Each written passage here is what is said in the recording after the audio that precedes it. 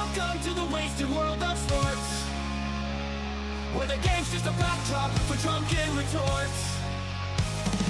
Rugby league or union, it's all fair play, but it's the banter that steals the show. Hey, hey, hey, hey. Ahoy, we're here to make some noise. It's all about the laughs, the fun, and the choice. Join us in our world where the banter is prime. Wasted world of sports, we're having a good time.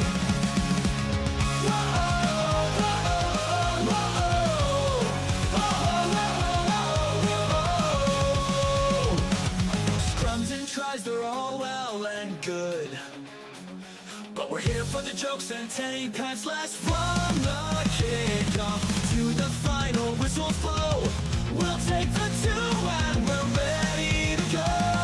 Ahoy, we're here to make some noise. It's all about the laughs, the fun, and the choice. Join us in our world where the banter is prime. Wasted world of sports, we're having a good time. We break down the plays, but it's all in jest. Wasted world of sports, eh? We bring out our best. No Oh, he's copped a head right to the nuts. Tedesco's butt crack. just a bunch of Ahoy! sharing plenty of He's nearly taken security's head off. we'll raise the I have no idea what the wasted world of sports is. tales. All big goofs and their big fails.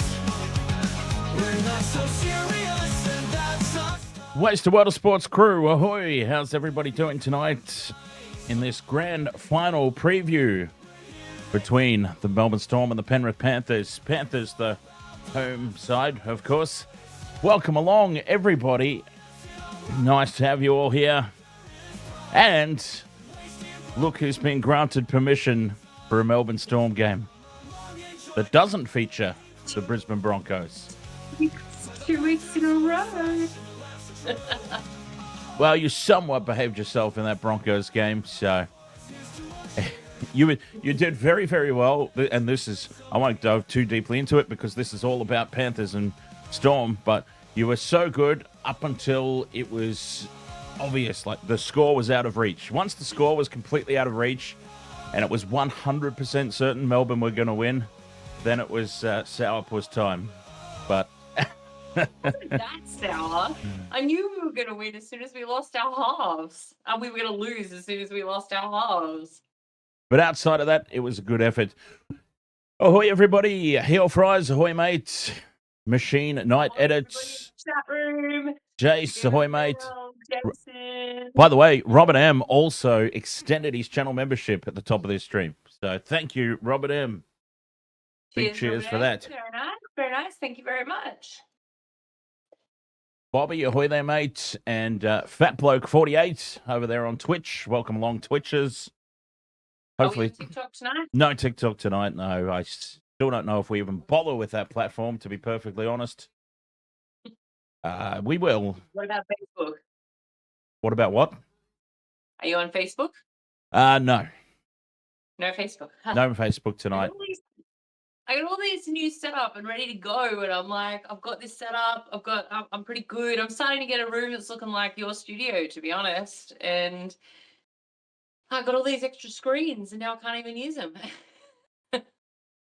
All right, let's talk about this game because there's a lot of curiosity in the chat room about who we think is going to win.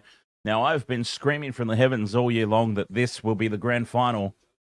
And even when last month the Panthers were on the bottom of the table and there were certain someones in the chat room calling me deluded and I was a peasant and I completely lost the plot, I still said that the Panthers were going to be in the grand final this year against the Storm, and nothing's changed my mind since then. This, to me, is 100% a grand final preview.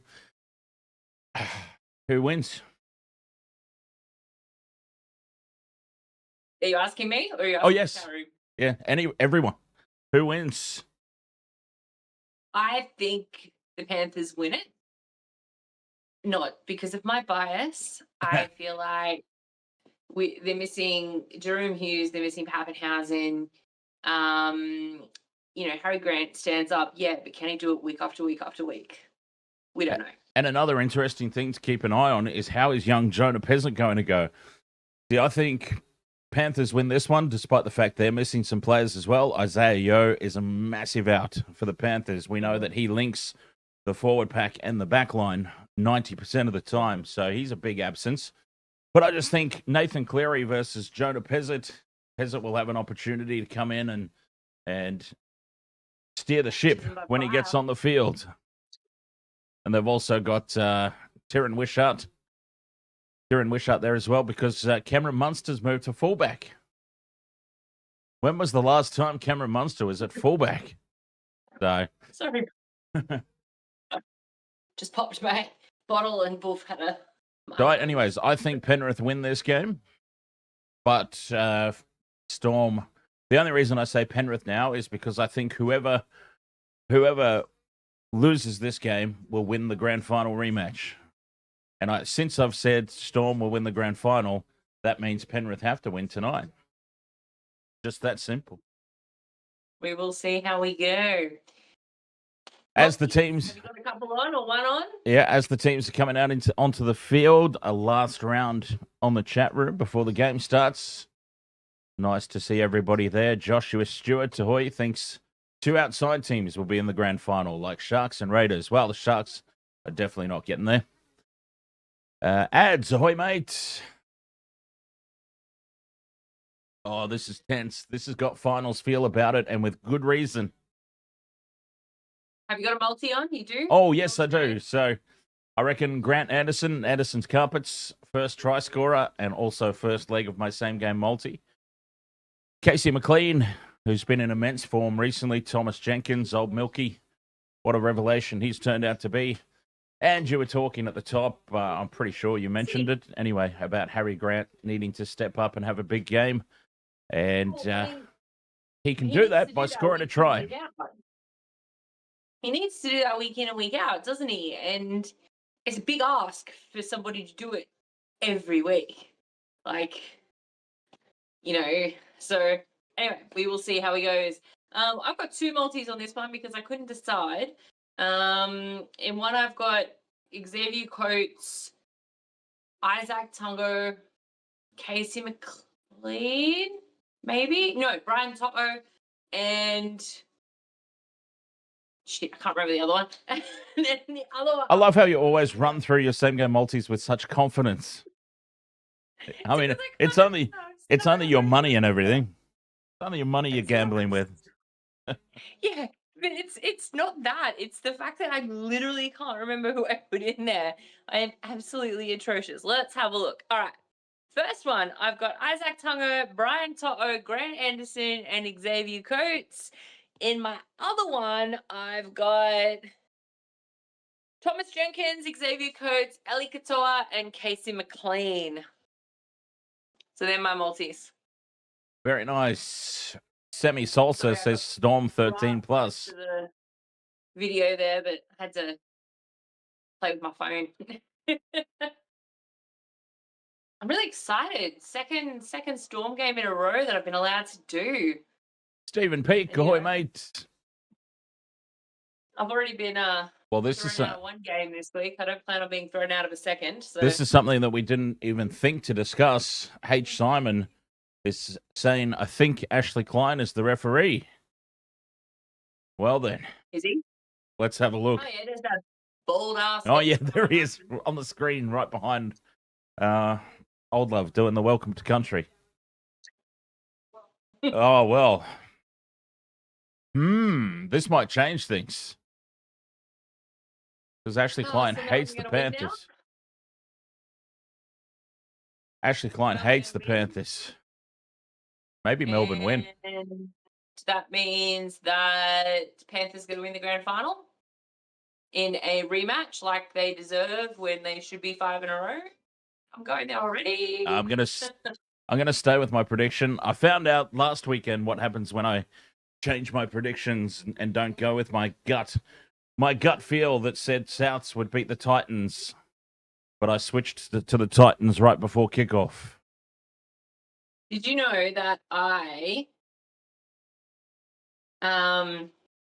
didn't tip the Broncos and I'm in trouble for it apparently. Ready to get us underway here is Cameron Munster. Oh, I'm so excited. Referee Ashley Klein blows his whistle. And it's the Storm with the kickoff. Panthers with first use. It's kind of a shallow kickoff. And Papali'i takes the first hit up. Oh, this has got grand final written all over it. I love it. Panthers with the aggressive first hit ups. Both teams should be well and truly up for this one. If they can't get up for this, then I just don't know. I don't know. 2 tackles left here for the Panthers on their opening set. And, of course, Dylan Edwards takes the last hit up. Kelly Oram from PNG. Very nice. Ahoy there, Kelly. Kick goes down to the Melbourne Storm, and the Panthers very solid through their opening set. New channel, also ahoy. Oh, big defense. 3-man tackle, 4-man tackle. Driving Munster backwards. He wouldn't have liked that. Oh, actually, as Munster would still be wearing the number 6, so that would have been Nick Meaney. Down the short side goes Trent Liero, bumping into contact, 5th and last coming up. This has been great defense from the Panthers. Rocking the Storm backwards in every tackle. They've probably only made about 20 meters off this set. 5th and last. Keep it up. Gamer Mel, how did you forget to tip? Oh, no. Taken by Brian Tottle at the back. Tottle winds up. Brings it outside the 20. Panthers, it's been a very solid opening for them.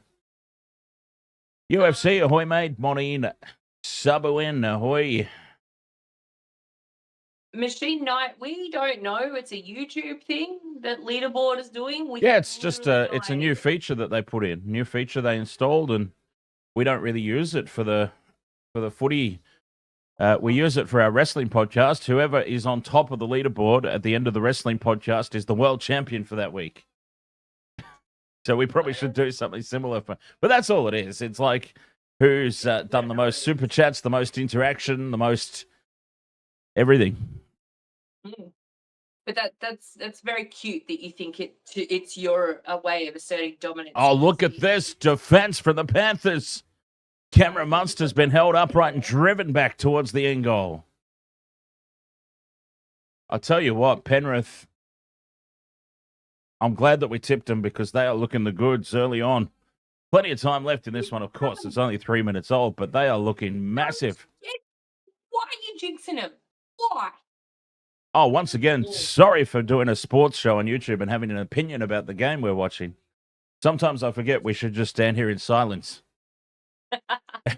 Oh, now that was interesting. 7-kilometer breeze behind the Panthers. So I was about to say it's been raining in Sydney, and you can tell by that field. And I feel like there's a hell of a lot of moisture still out there, and the wind factor is a little bit moist, eh? Yeah, just a touch. And maybe if it keeps going, a little bit muddy, which we all love. We love a good muddy football game. I know I sure did when I was a kid. You should do that more often, UFC. Sliding through the mud. There's actually a great there's actually a great photo of little Dan get back inside from outside, and a very furious. My mum was very, very upset with me going out in my white footy jersey, sliding around in the mud. 5th and last hit for the Panthers. Cleary to Martin. They're going to shift it through the hands here. Tungo grubbers through, and Munster's well positioned at the back. Now he gets away from the first kick chase. But again, he's too upright. Munster, it's been a while since he's been fullback, and he's just finding himself a little upright here. When he brings it back into contact, and Panthers are able to hold him up and drive him backwards. By the way, for those who do see the game, do not adjust your set. Nathan Cleary is wearing headgear. Yeah, I was going to comment on that at the start of the game. That's a new look. Late offload here for the Storm. Trying some second phase play to get some go forward because the Panthers have been all over him at the moment. Grant kicks on tackle 4, finds space and angles it into touch 5 meters out from the Panthers line. And that just slows things down a little bit. And there he is, Ashley Klein. Going all right so far. He's kept himself out of the game. We haven't really mentioned his name until then.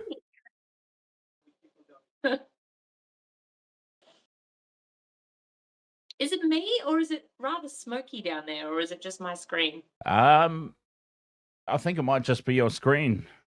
Probably. Oh, from dummy half goes Tongue or catches them napping. Munster controlling the defense from the back. Oh, and he's staying down. Milky Jones. Well, you got to do it against Melbourne. I mean, they're the kings at it, aren't they? Milking a penalty. DJ Shack, ahoy, mate. And, well, nothing in this. It has happened before, DJ Shack. It's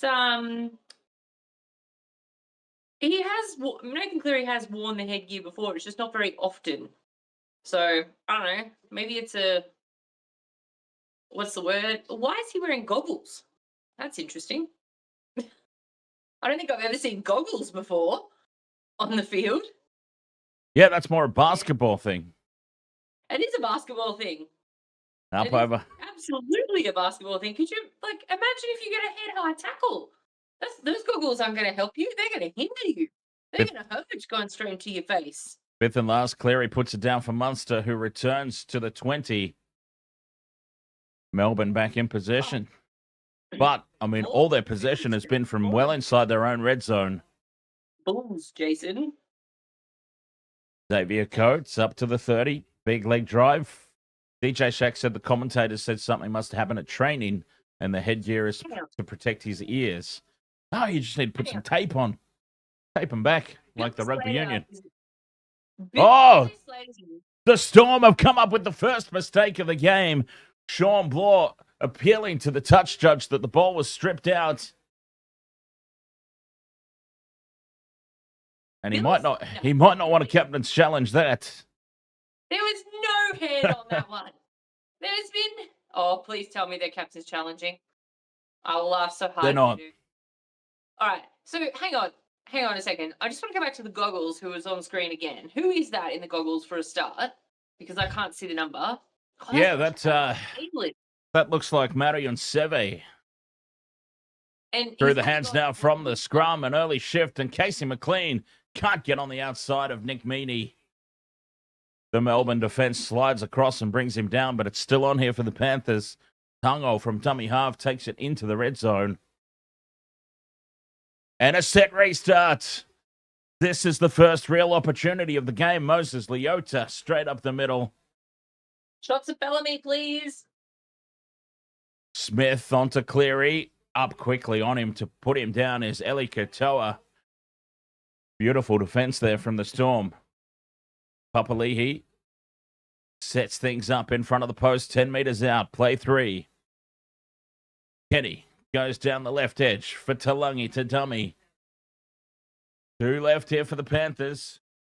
Building nicely. Cleary, short ball to Papali'i. Out the back for Smith.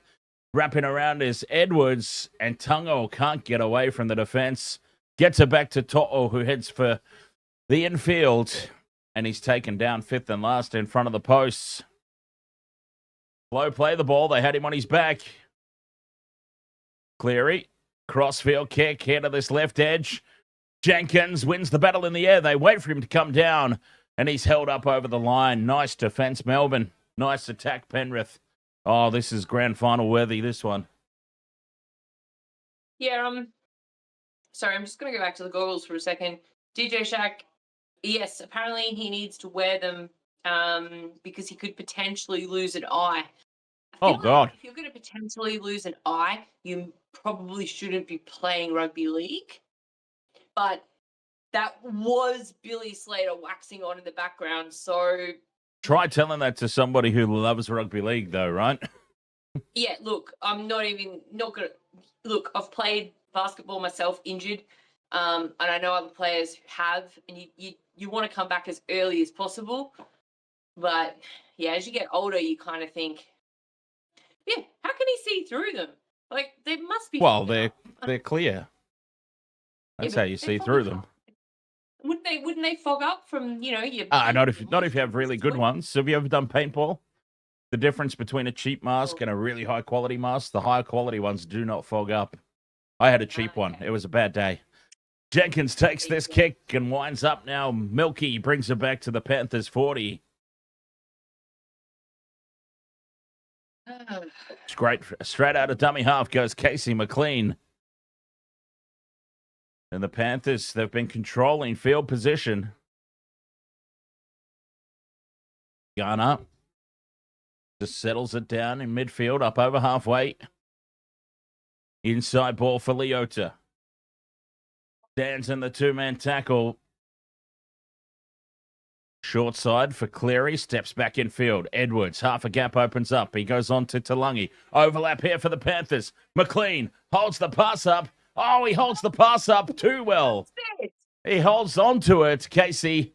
And he's a metre short on the fifth and last. From dummy half, trying to burrow under is Papali'i. And Isaiah Papali'i has got there.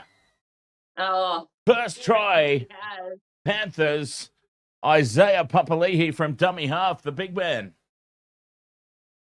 Well, Casey McLean, I thought, had butchered it.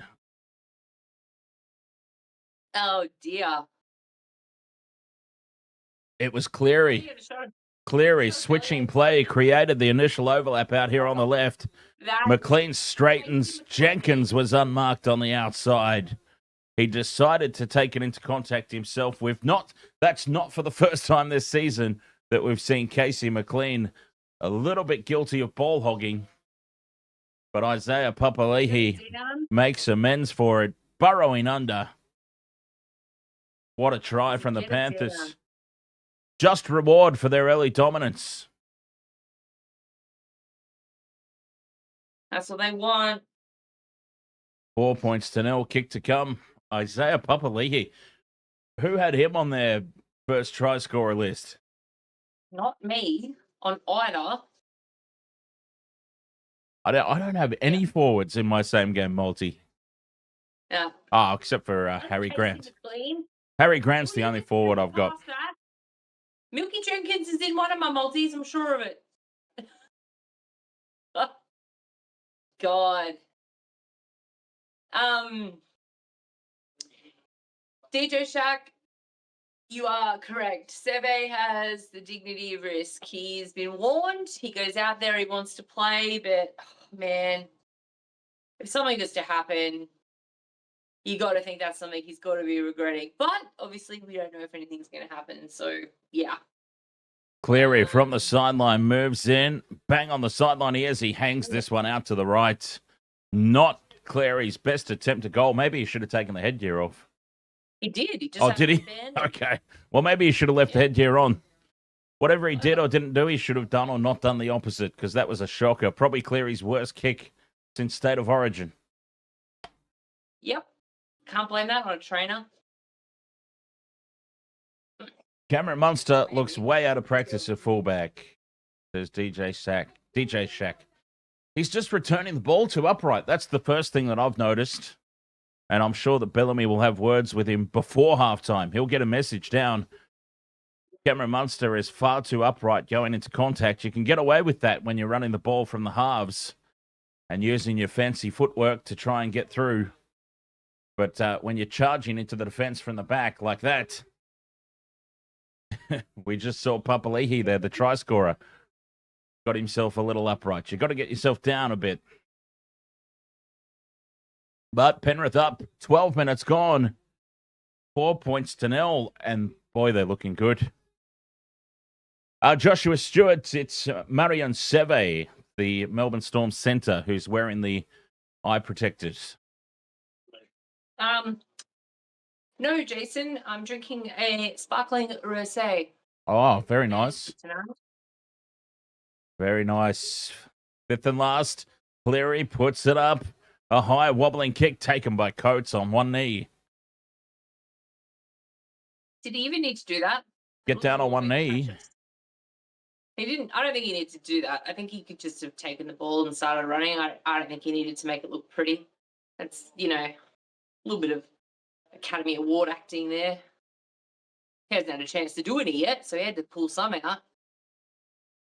Jarius Henry, ahoy mate. Isaiah Papali'i, first try scorer. Actually, I can switch screens now. I can go to the try scorers list. Isaiah Papali'i for the Panthers. First try scorer as Wishart taken down on halfway. Fifth and last for the Storm. Machine Night edits. Dan will drink anything as long as it's got an alcoholic content. Edwards runs it back outside the 20. There we go. Panthers up 4-0. Isaiah Papali'i scored unconverted, of course, by Nathan Cleary. And I say, of course, just because of the scoreline, not because Nathan Cleary usually misses. Penalty here to the Panthers. God, is that the first penalty of the game? Yes, I believe it is. I think it is, yeah. We are a long way into this contest for this to be the first penalty. Oh. And I'm not quite sure what it's for, to be honest, but... It's the ruck interference. Cleary finds touch up over halfway. And they go again, the Panthers. Honestly, building nicely now. A 7-kilometre breeze at your back you wouldn't think would be worth all that much, but any breeze at your back is worth something. It'll be interesting to see just how many points that's worth. It's definitely allowing them to control field position at the moment as Garner takes the inside ball.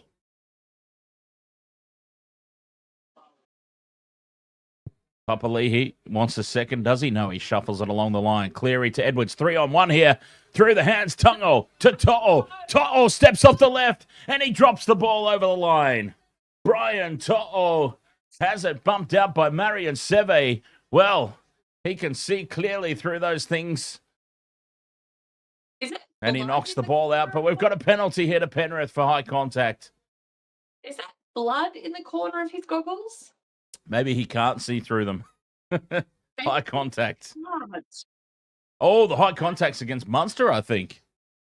Slapping him across the face. Boom. He was going for the ball there, Munster. And he's ended up slapping Brian To'o across the cheeks. Oh. Bitch about it more, Harry Grant, please. Cleary pops this one into touch. No, seriously, can we get another shot of Seve? Because I really need to know what's going on with those goggles. Because if there's blood pooling up in them, that's not great. Leota tackled a meter out. Here's Papali'i. He wants another try. Just to the left of the post, 5 meters out. Kenny fires it back to Smith. Cleary, the inside ball to Martin, angling back in. 10 meters out here, the Panthers. Kenny goes quick. Smith again, the link man. Early kick here, deflects off the Storm feet, and Nick Meaney dives on it. Tried something a little different there, the Panthers. It hasn't worked out.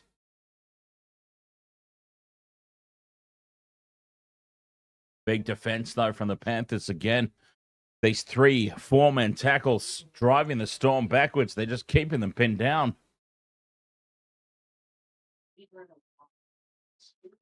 Huge defense. Melbourne inside their own 20. Here's Seve.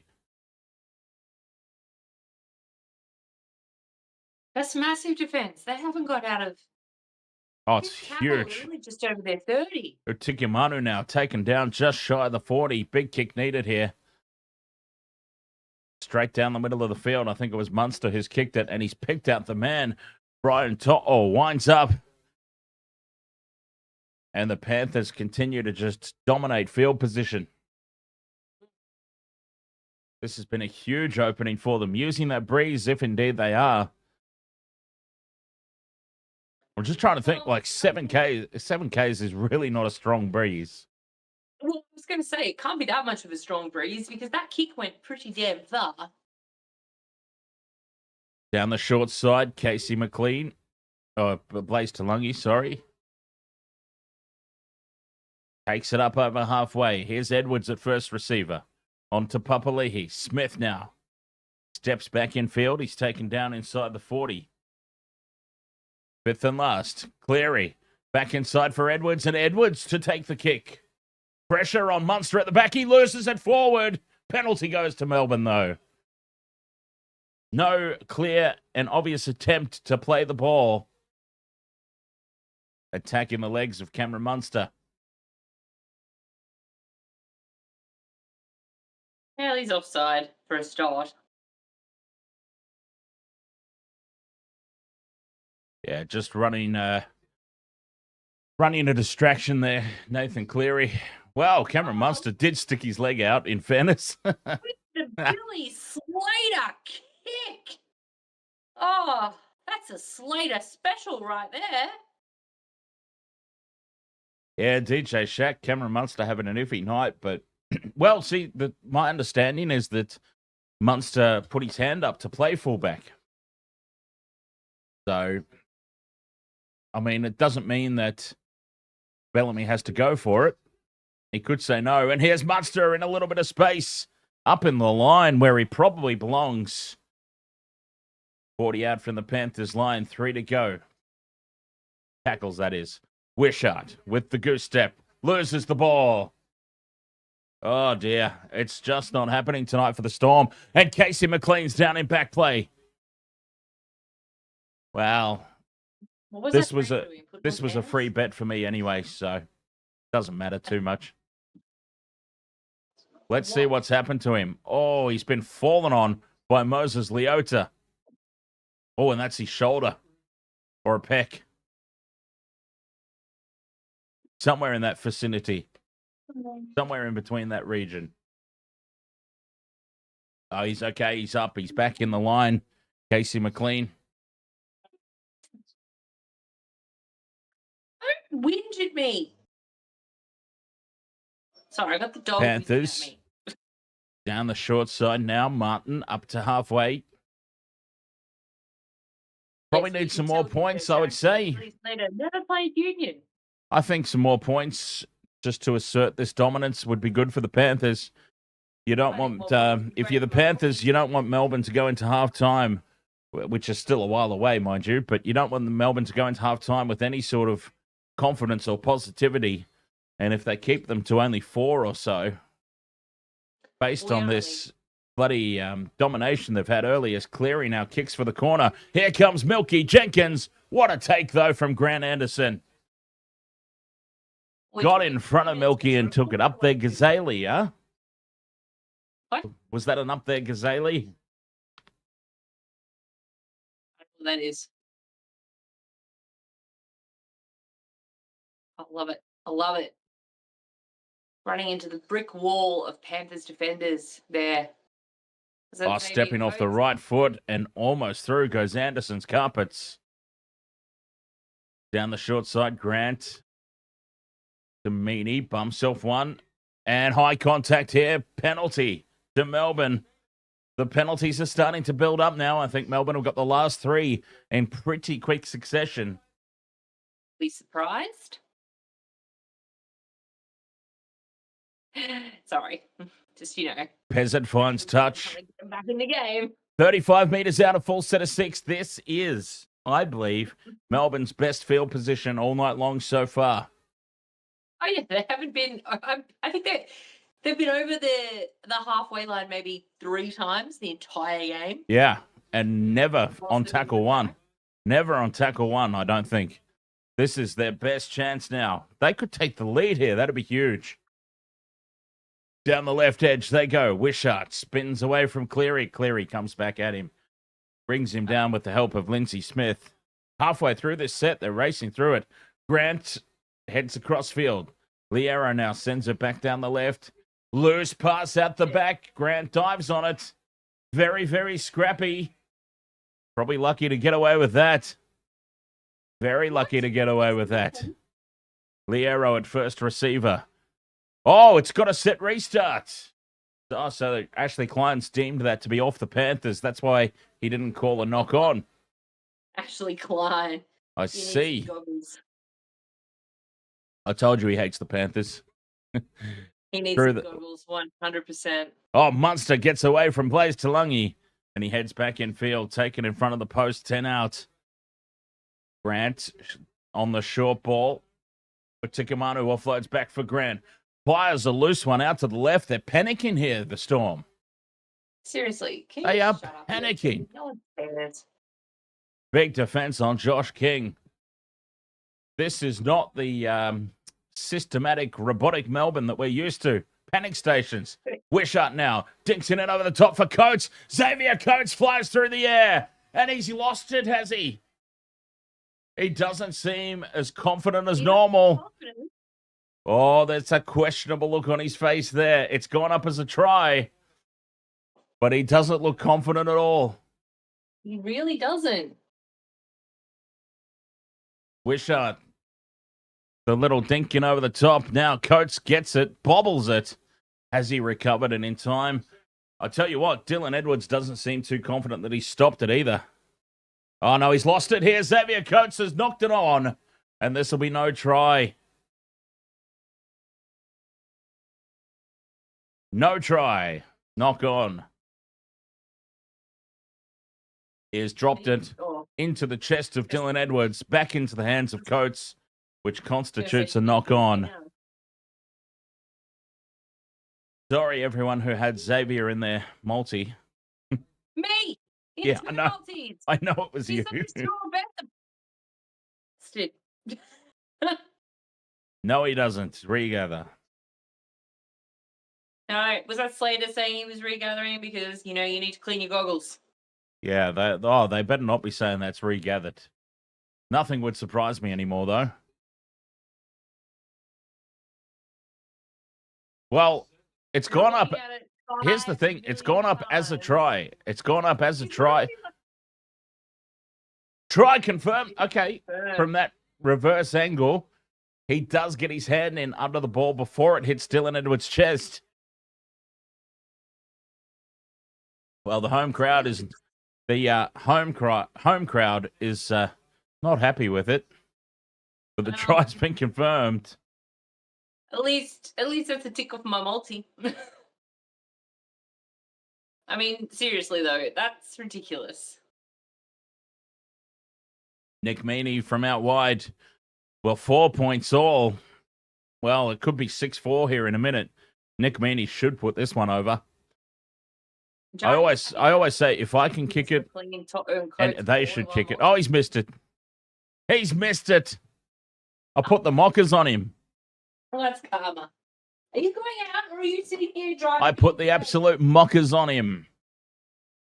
4 points all that remains. So we've got a try apiece and no conversions.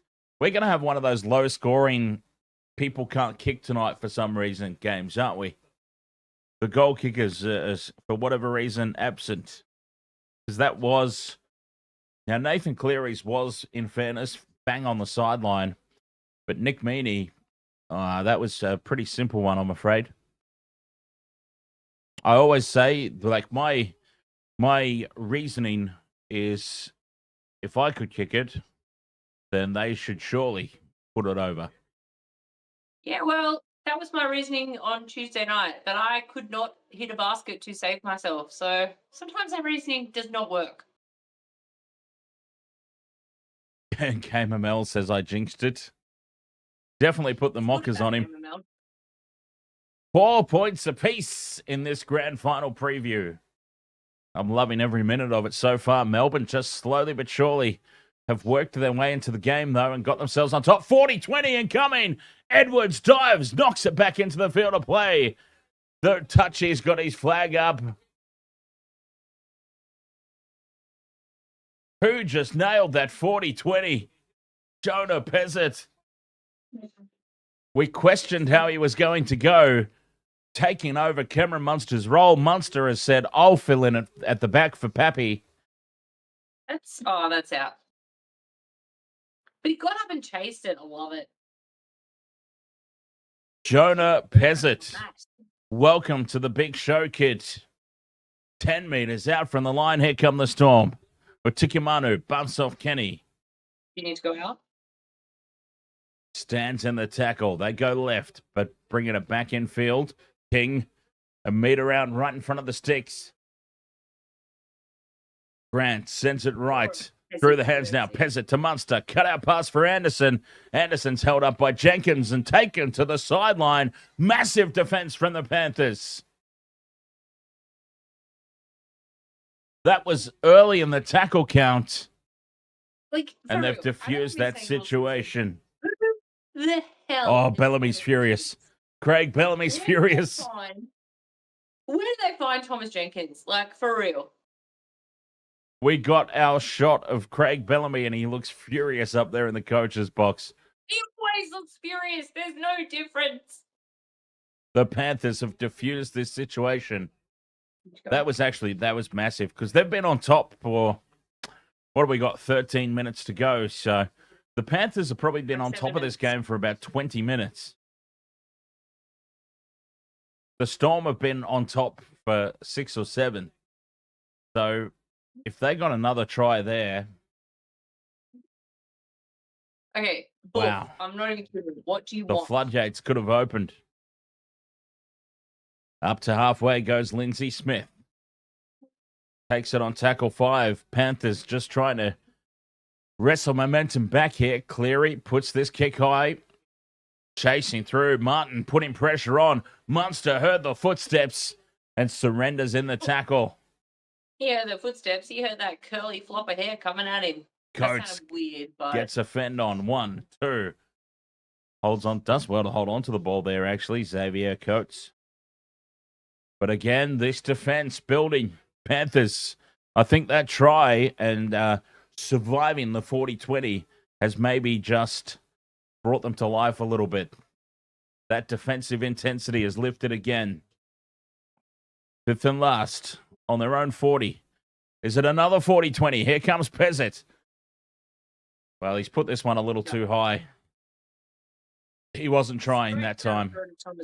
Speaking of high, Snoop Dogg performing the AFL Grand Final, huh? That's pretty cool. I was about to say, you're going to talk about Jason.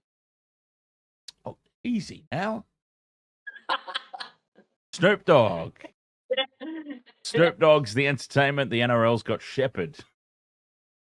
Who the hell's Shepherd? I don't even know who Shepherd is. Cleary on halfway, steps off the right boot, and he's wrapped up on tackle 4. I don't think Jason heard what I said. Edwards spins out of the contact, takes it up to the 30. Stay hunky, ahoy, mate. 5th and last here. Cleary puts this one up, contestable ball again. Melbourne stand back and watch it. Jenkins kicks it back. Cleary gets the second kick away. It bounces awkwardly, and Nick Meaney has to bat it dead. Wolf, do you need to go out? What do you need? Can you stop just lying there whinging at me? Because seriously.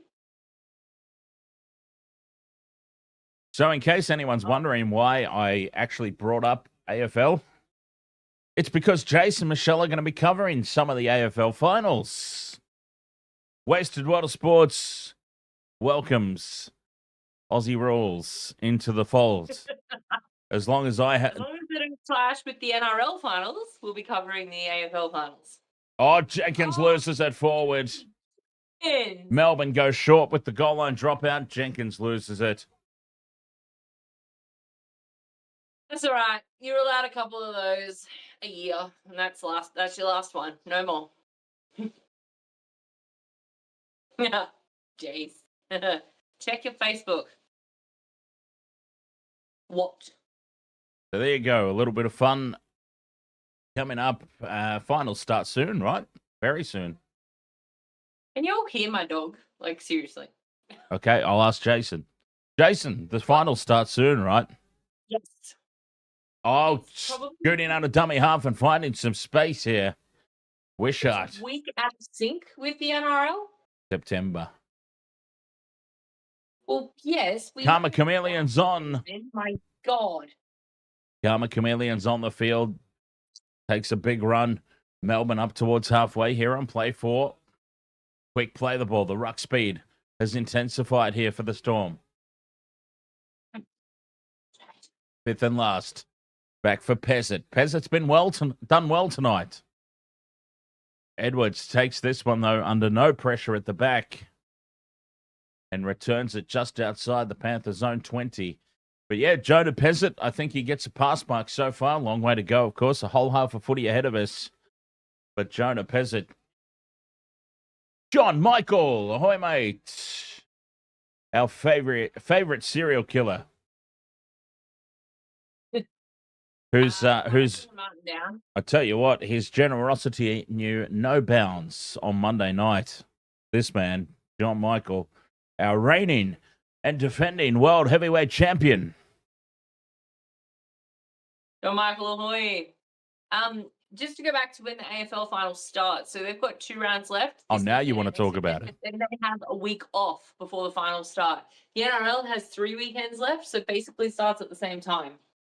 5th and last now. Panthers are going to run it. Tungo takes it to the line. Chip over the top. Edwards claims it. Back inside for Cleary. Steps off the right boot. Slides over the line. Cleary.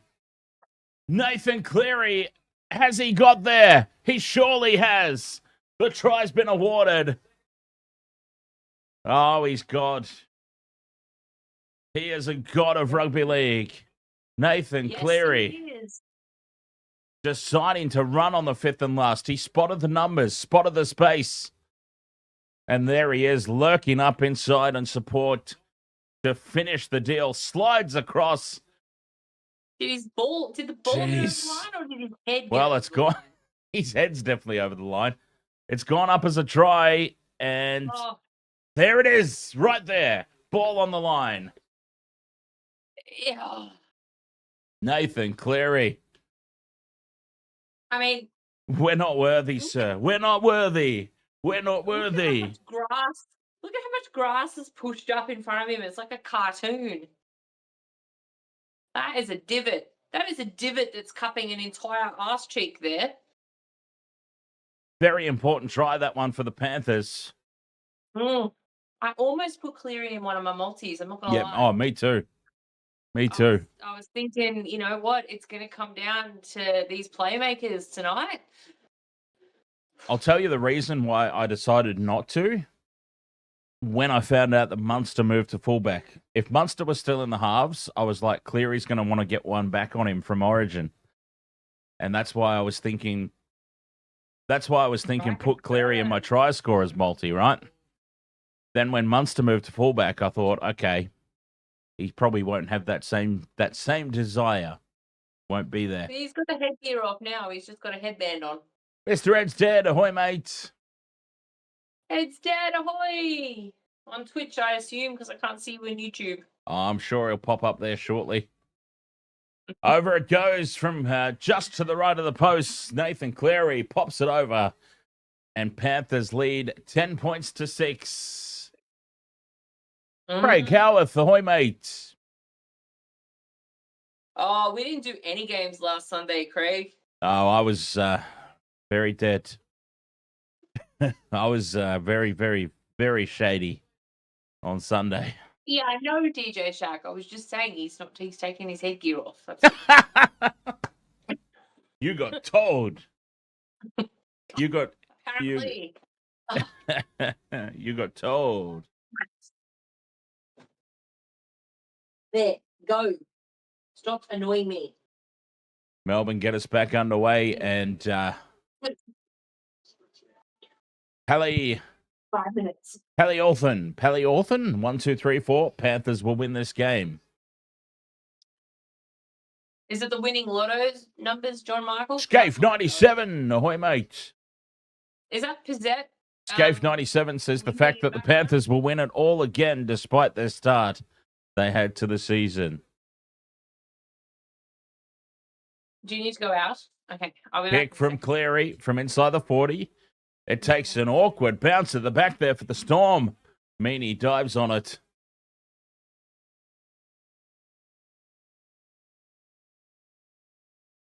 They start this set now, 20 meters out.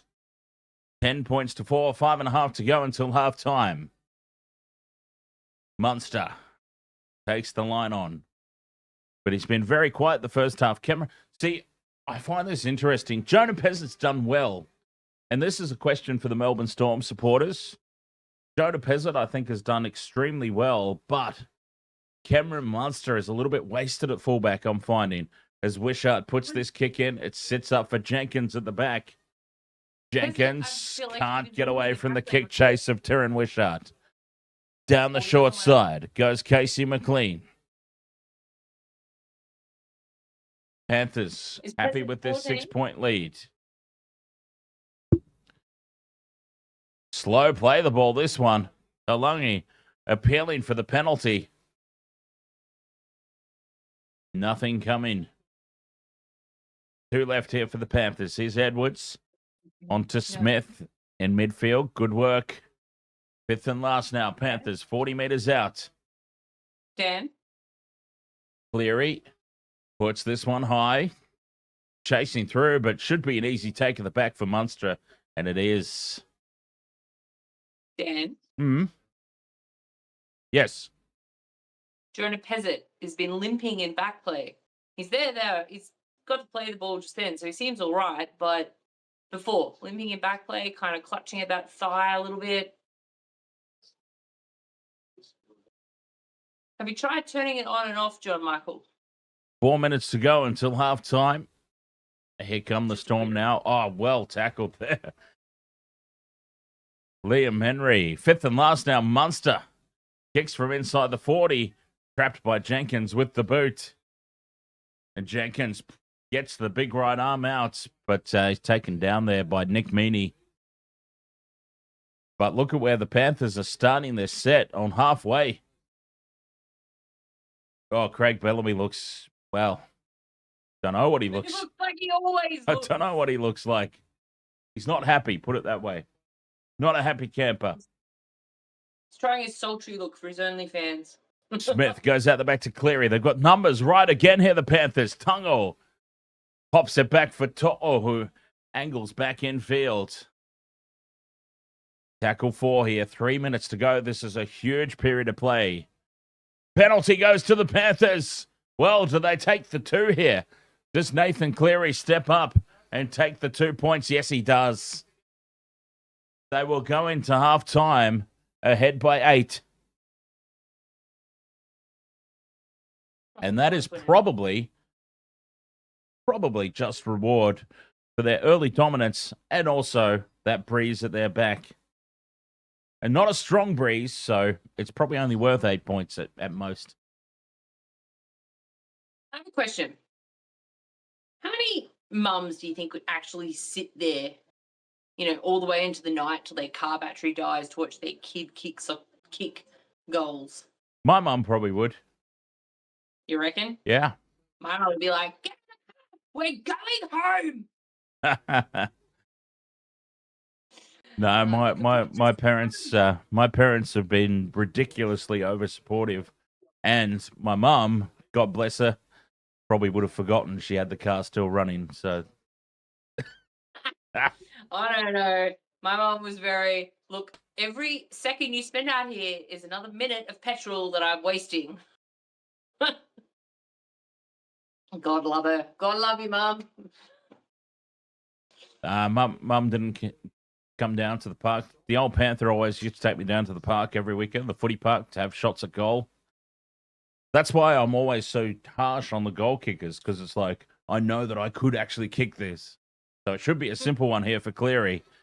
Puts it down the middle, simple as you like, and the Panthers lead 12-4. There was no jinxing that time. I just want to throw it out here. I really hate that UE have just basically carbon copied their AFL and NRL ads. It's exactly the same in each code. Just, Right. Obviously subbing in AFL for NRL. So that ad is in the AFL, but the kids obviously kicking AFL goals. Oh, okay, just yeah. different actors and actresses. So they Like spot the ones where they're, footy's made by fans like you and me. So they sponsor the both. Yeah. Yeah. Sorry. That's just my advertising bugbear right now. We're probably giving them more advertising than what they deserve. But yeah.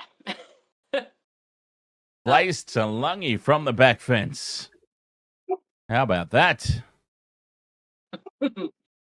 Craig Howarth, I could tell you a story about Panthers and her pants, but I'm not going to. Inside the last minute of this opening half, Panthers, with the freedom of this 8-point lead, decide to go on an early shift from inside their own half. Slow play the ball here for Liam Martin. The top of Liam Martin's legs, that's basically the whiteness of my entire body. Just in case anyone's been curious. Milky.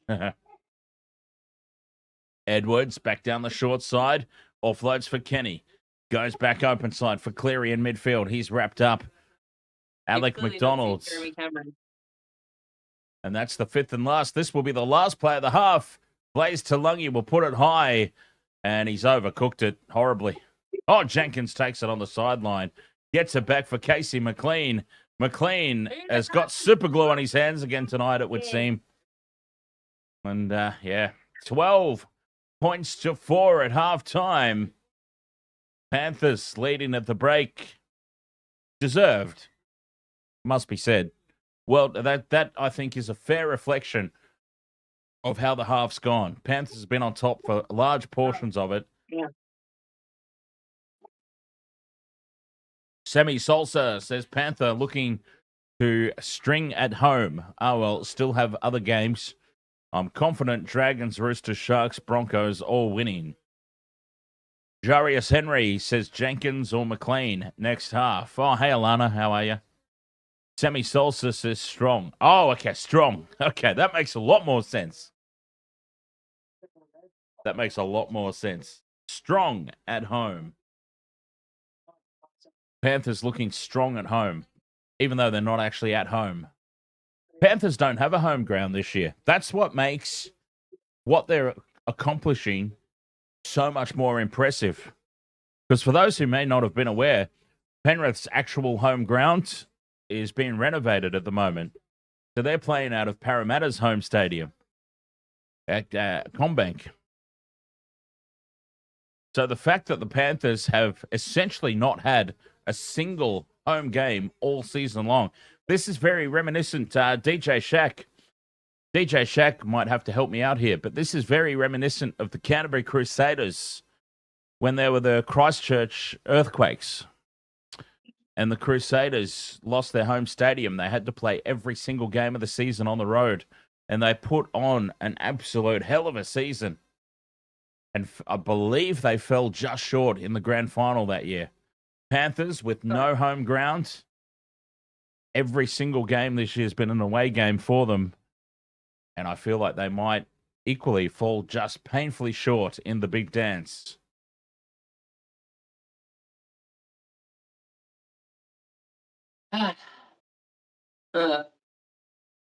So, halftime, 12 points to 4. I think Michelle's nursing a basketball injury. Oh. We're getting old, people. We can't help it, all right? I've actually got a walking stick that I pull out sometimes that I need to lean on when we're about 60 or 70 minutes into a game. I'm like, it's only 10 more minutes to go, but I just can't do it. I've got to get the leaning post. You should just sit on that chair you've got. Then I would have to alter cameras and... You really would. Well, Jace will tell you all about how painful it is to be changing the cameras around and microphones and everything to accommodate the chair. I've only got a couple of bruises and some scratches from Tuesday night's game. I'd wager that the girl I body checked into the ground is probably feeling a little bit more than I am tonight. So she deserved it. But one of my teammates, she's got a bloody black eye. She got absolutely, annihilated with an elbow. So it was a very, very aggressive game, and they just kept going. And I was like, well, now you're just going to meet Mosh Pit Michelle because I'm sick of this. So, yeah. It's a little tough. It was a little tough, that's for sure. So,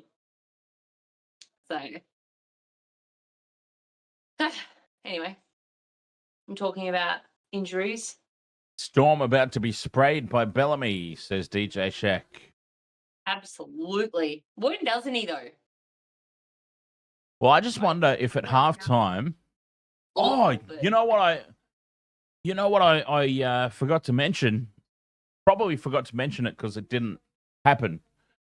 Joe Chan is on the interchange bench. He was supposed to be starting.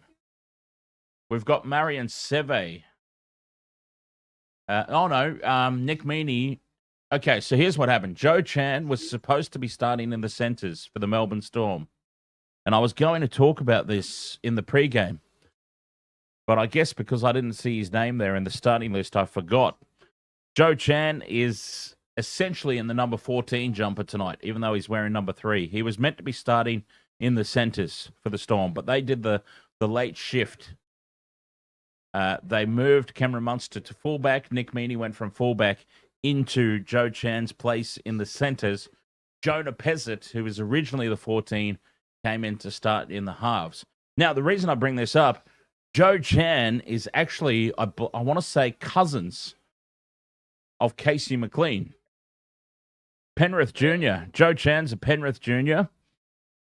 Probably should be playing for the Panthers, but, I mean, that's what happens in the salary cap era of rugby league. Players disperse all over the place. But, yeah, a Penrith Jr., and I want to say cousin to Casey McLean. So we could have seen a situation where cousins were squaring off, which, I mean, is nothing hugely out of the ordinary, but I just thought it was worth talking about. And I guess I forgot about it because they've moved him to the bench. Anyway, I thought I would throw that out there, and now that I've remembered, and we might see that in the second half. Joe Chan, I'm sure, will get some game time at some point. So will we see Joe Chan and Casey McLean clash at some point? Fingers crossed. I just wanted to... Oh, Bellamy's not even saying anything. He's just walking around the... He's not even talking to anybody. Ollie is the best. Ahoy, mate. Hey, Alana. How are you? You were going to say something. Yeah, Bellamy's just walking around the locker room there, whacking his thigh with the clipboard or the notepad and just scowling at absolutely anybody who he looks at. No one's giving him any eye contact because they're aware that that will probably unleash an absolute tirade of, everything. But, yeah. Do you remember what you wanted to actually talk about? It was about AFL. Oh, okay, never mind then. Craig Howard says, can the Storm players declare ponchos and face shields on their tax returns because their coach always sprays them at the end of every game? Well, fantastic sure joke, but yeah, they wouldn't be able to, no. I'm sure they'll try. Brown paper bag. So, just chatting about the AFL, we were talking before about the fact that Dan and I, Jason and I actually, not Dan. Yeah, I'm not doing it. Jeez.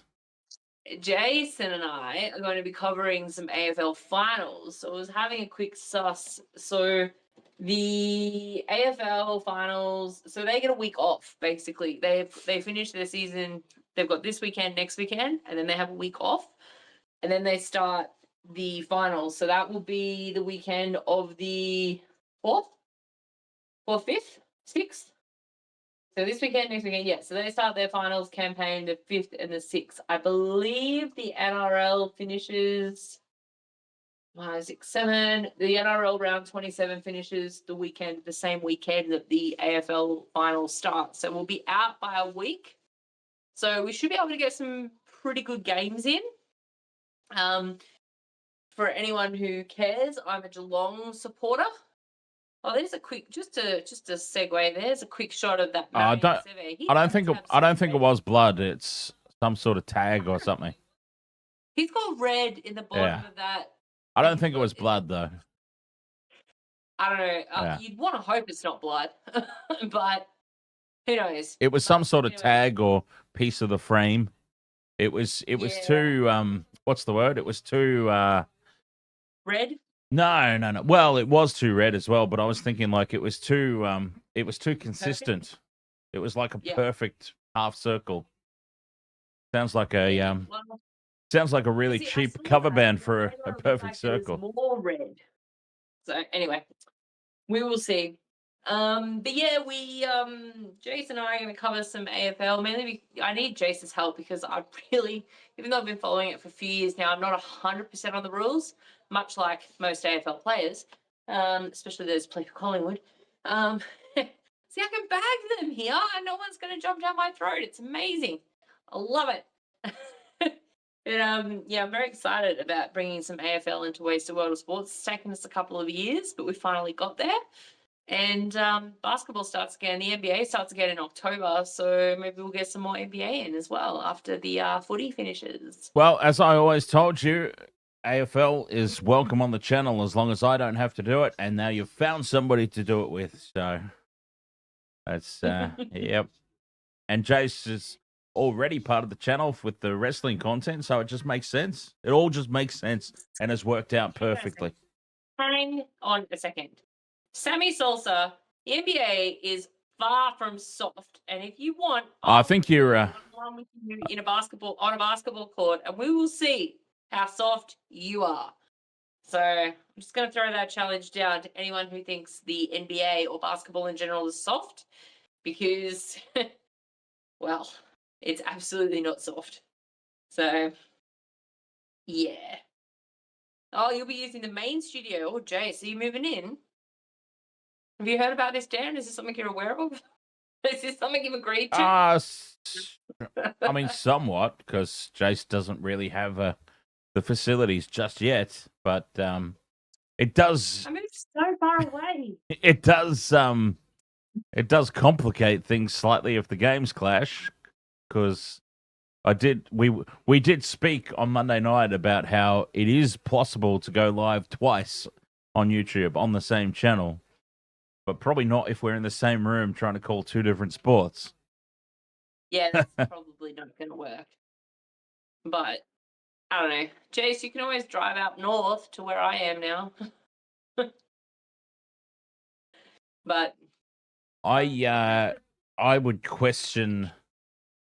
seriously question the ability of the internet to hold up for a stream out there. Like when you're actually hosting it.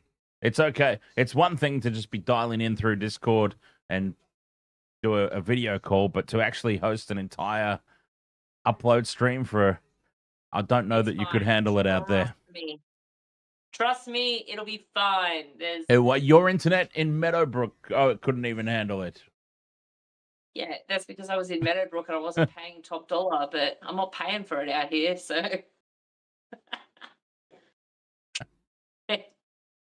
Well, next season you'll be set up. I'm going to take a quick break again. I'm going to go check on my dog who's been driving me insane. And, yeah. I'll be back momentarily. Nice. All right. Halftime here, 12 points to 4.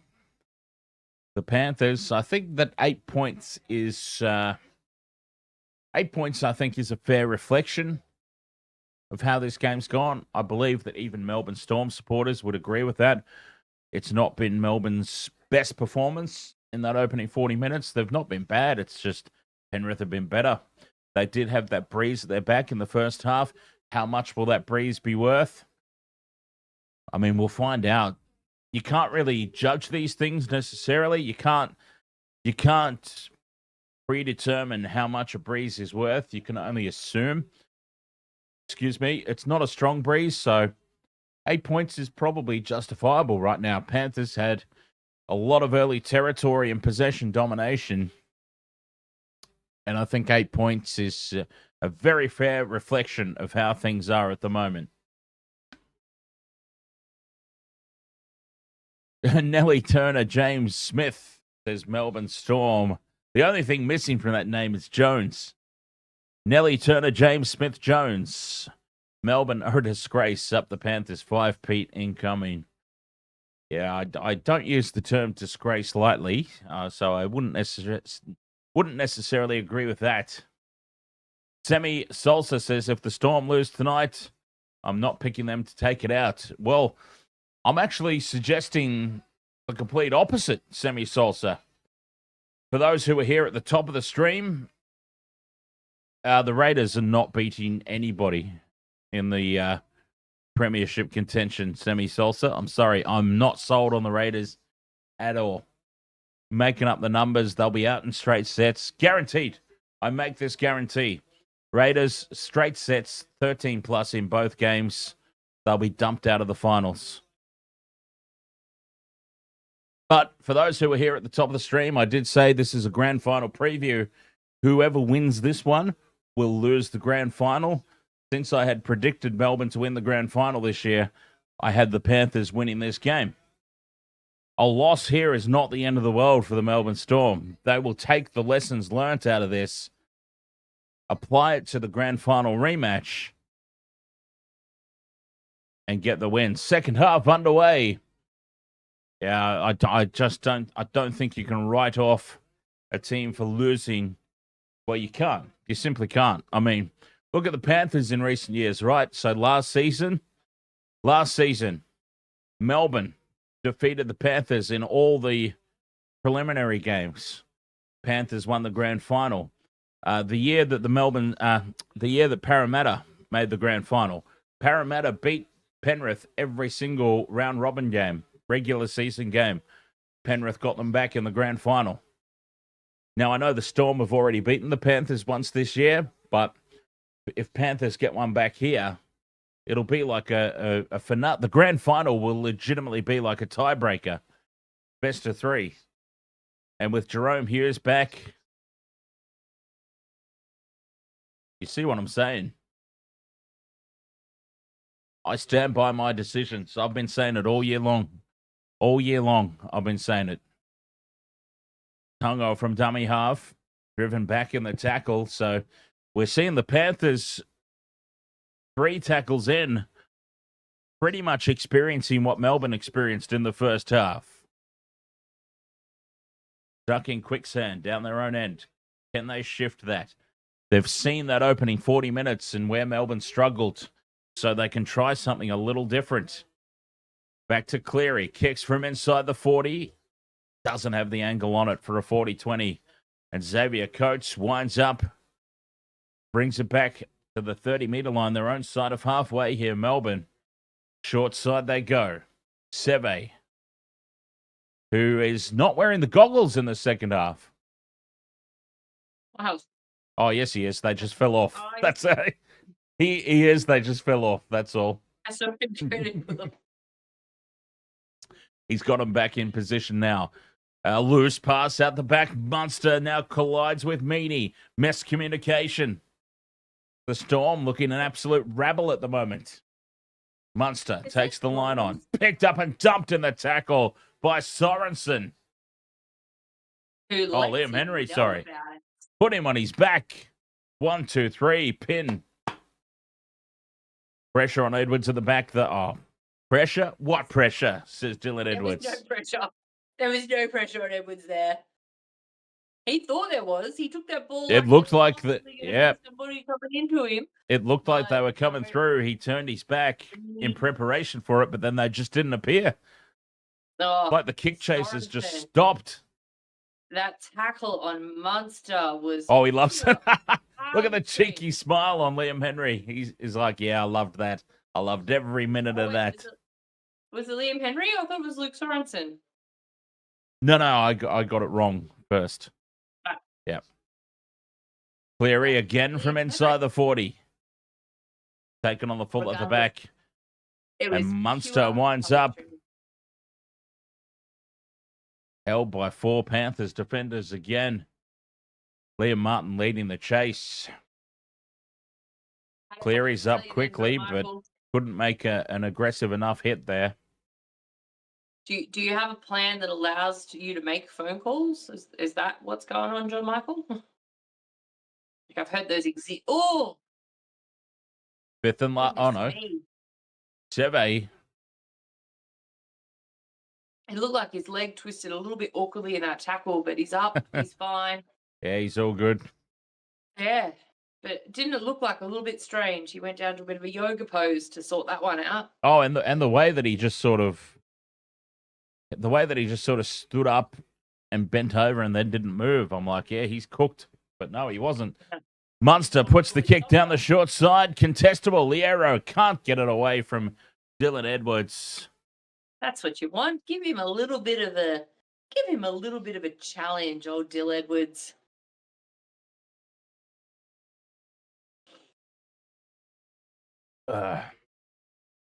Tungo darts out at dummy half. Sorensen backs into the defense. Panthers stuck in their own half. Oh, can't help but notice that Jace is number one in the leaderboard. Sammy Solsa's number 2. Gamer Mel, who's not really very chatty at the moment, but is in number 3. We've got a world championship in the wrestling streams. What do we have for the footy streams? The Dally M points, I suppose.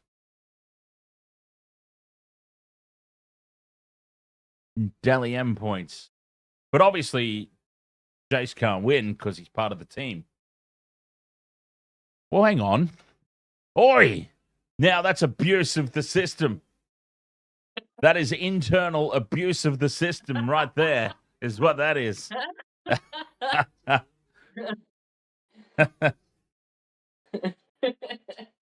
Fifth and last here for the Storm. Back it goes for Peasant. Not a good kick, that one. Right to my rightful place at number 1. That was not a good kick at all from Jonah Peasant. Maybe I talked him up too much in that first half. I feel like he did. I don't think Offload here for Talangi. Talangi in space. Caught down just outside the 40. You know, I do that. I talk players up too much. Mm-hmm. So if we're looking at the leaderboard thing, then Sammy Salsa is actually number 1 because Jason and I are 1 and 2. And we don't taking out the Waste of Water Sports team members that can't win out of fairness. John Michael, stop making her blush. Yes, thank you, John Michael. What about me, John? What about me? Put your glasses on, Dan. Do I look sophisticated? Do I look sexy too? Okay, so these are reading glasses. Really not good for the TV. They're a little bit small for your face. You need longer ones. Bigger frames. Down the short side, go the Storm. Back in possession. Excuse me, Jason. I need these to see. They're not a gimmick, all right? Peasant heads across field. Links up with Trent Liero. Fifth and last here for Melbourne. Munster deflects off Panthers, but not played at, so sets up for Edwards at the back anyway. Nice kick from Munster, and Edwards returns it to the 30. Craig Howard says us 4 eyes rock. Apparently we haven't had a stoppage since half-time, which, you know, they've just had half-time. How tired could they be? Down the short side goes Cleary. Flick pass out the back. Liam Martin beats Munster, but loses the ball in the contact of Coates. Oh, and he's hurt. Liam Martin's hurt. He's busted his shoulder. Oh, Liam Martin's got up favouring that right shoulder. Liam Martin is going to get up, shake that off, and just join his place back in the line. Oh, this could be massive. Oh, We'll keep an eye on it. He fell heavy. Hopefully it's just like a burner or something there for Liam Martin. Fingers crossed. Okay, he looks all right now. He looks all right. As Melbourne shift down the right edge. Play 3, 40 metres out from the line. Yeah, Liam Martin.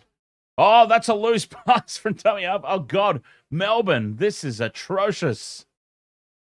Peasant dives on the loose ball to secure it, but Haven't looked clinical all year. fifth and last. Down the short side, Peasant. That's not a good kick either. It hangs high, and Jenkins comes forward to take it. Jenkins is picked up and dumped in the 3-man tackle. Oh, Bellamy's furious. He just rocks back in the chair, his eyes to the ceiling. He doesn't know what's going on. Boy, they need Jerome Hughes back ASAP. Honestly, though, Bellamy needs to just love to take his blood pressure right now. I'll shut up, Slater. Edwards to Cleary. They shift early again here, the Panthers. Tungo taken down by Wishart on the 40. You know what? I know that you would have less than, if there's a number less than 0, this would be your interest level in it, Michelle. But for those interested, the Craig Bellamy documentary on Stan Sport is actually really good as Cleary angles it for the 20. Munster plucks it out of the air. Oh, the kick from Nathan Cleary almost nails a clutch 40-20. How has Munster saved this? I mean, this is what happens when you have two high-quality representative players, one on either side. Cleary goes the 40-20, Munster steals it. Oh, can you climb out of his ass, please? Skill from both players. You can't say that wasn't a good kick. You can't say that he didn't do well there, Munster. Look, the ball You cannot bounced straight honestly to his say. hands. If the ball bounced in the other direction, he was stuffed. But the ball bounced straight into his hands. So, no, You are. I'm not going to give him credit See, for that. this is why you're banned from Melbourne Storm games, because you can't say anything good about when they do something good. Cameron Munster deserves praise for being able to pluck that out of the air. I challenge you to go out to the footy field and try and do that. Cameron Munster deserves praise for catching a ball that bounced straight into his hands. Yeah. A ball that bounced over the sideline on the back of a 40-20 in a pressure situation. Oh, Okay, God. poll for the Bounced chat over room. the Michelle sideline. needs to be banned from Storm games. This is why she was. This is why she was banned from Storm games in the first place. Liam Martin has gone down into the room. Yes, he has. He's gone down the tunnel. Fifth and last, Cleary puts the bomb up. Munster's under it. I'm afraid to say anything now. He caught the ball. Do I dare say that he did well? And now he returns it into midfield, puts the fend on, and That he's was a taken good down catch, 25 and he ran out. I'll give him a little bit of credit there, but I'm not. Oh, giving so you give him credit for that. straight to his You give him hand. credit for the most piece of piss regulation high ball take, but he plucks a 40-20 out of the sideline, and you're like, no, get out of his asshole. Yeah. Are you I didn't joking? say that. You're gonna give him credit for a regulation high ball catch, but not for the one he actually deserves credit for. We have a regulation Unbelievable. for See, you, this so- is why you're banned from the Storm game. See, I'm getting hot now. I'm getting wound up. This is why you're banned from Storm games. Fifth and last, Wishart puts the ball high. Edwards wins the battle in the air. What a take, and now he breaks away. Edwards in open space. Oh, Taken down on the 40. Oh, Dylan Edwards. All right, I'll climb out of his ass in a second. No, Panthers player. I'm allowed to be. Yeah. Up over halfway now, go the Panthers. 4 tackles left in this set. 27 and a half minutes remaining. 40 metres out from the line in midfield. Cleary on the right edge to Talungi. Throws the pass. Intercept by Coates. Xavier Coates with nobody in front of him. He'll surely have the pace. McLean comes across, but Coates dives for the corner. He's been taken into touch. Casey McLean with a try saver. did he get him into touch? It's gone up as a try, but we need to have a look at this. He just said, I think I got it. Look, honestly, I think Xavier Coates has got that one down. He's a bigger boy. He can stretch. We all know that he's got the Superman reach when it comes to those type of tries. Blaze Talungi just throws the pass up. The no-looker, and he's put his team under immense pressure here. Here comes McLean for the corner.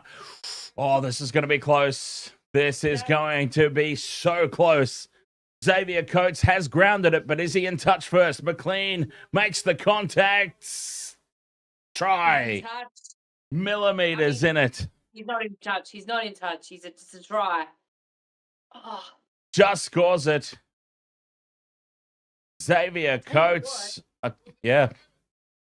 look, okay, I'm not taking anything away from Xavier Coates right now because he's brilliant at that, and that's what he does. But last week against Cobbo, this week, that's twice he's been run down. Is he starting to get a little bit slow in his old age? Is that? Oh, probably. You know, Well, how old is he? I don't know. Is that signs that he's potentially starting to? I mean, look at him. Of course, a big boy. Of course, he's definitely slowing down. We saw it. Oh with boy, that was so close. I thought he had been taken into touch. There was the hair of a bee's nutsack in that. We saw it with Corey Oates, but Corey Oates seemed to have a very sudden decline. It was a very, he can't run anymore. That's it. He's done. And 12 points to 8. This is a big kick now for Nick Meaney from the sideline. Moves in. He had a little dance before he winds up. Strikes it well. Nick Meaney from the sideline puts it over. Why do they keep putting up that time since last stoppage thing? That was literally a stoppage. They stopped play. 12 points to 10. Oh, what a game. What a game. Completely against the run of play. Xavier Coates. Casey McLean did an amazing effort there, Casey McLean.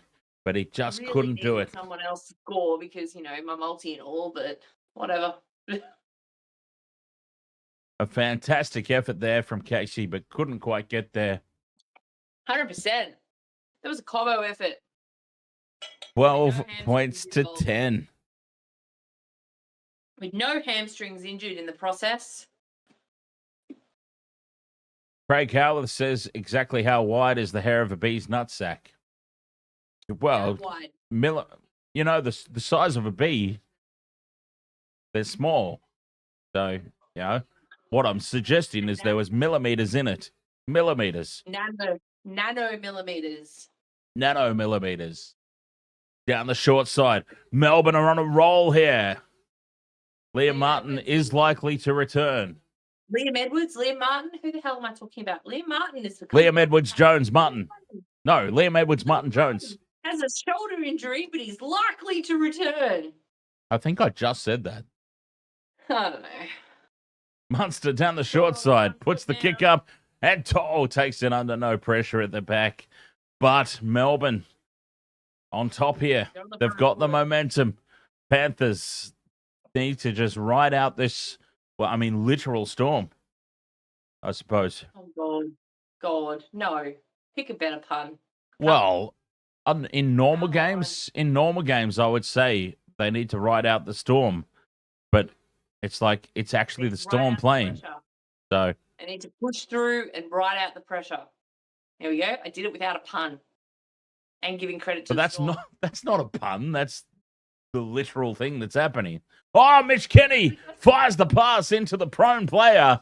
This is a messy, messy affair here for the Panthers. Edwards finally gets the kick away. And Munster traps it with the boot. Oh, they're in great field position here, the Storm. Coates winds up and brings it back to halfway on tackle 1. Oh, God. Melbourne finishing strong. They got the spray from Bellamy at halftime, and it still took them a little bit. It took them an intercept, basically.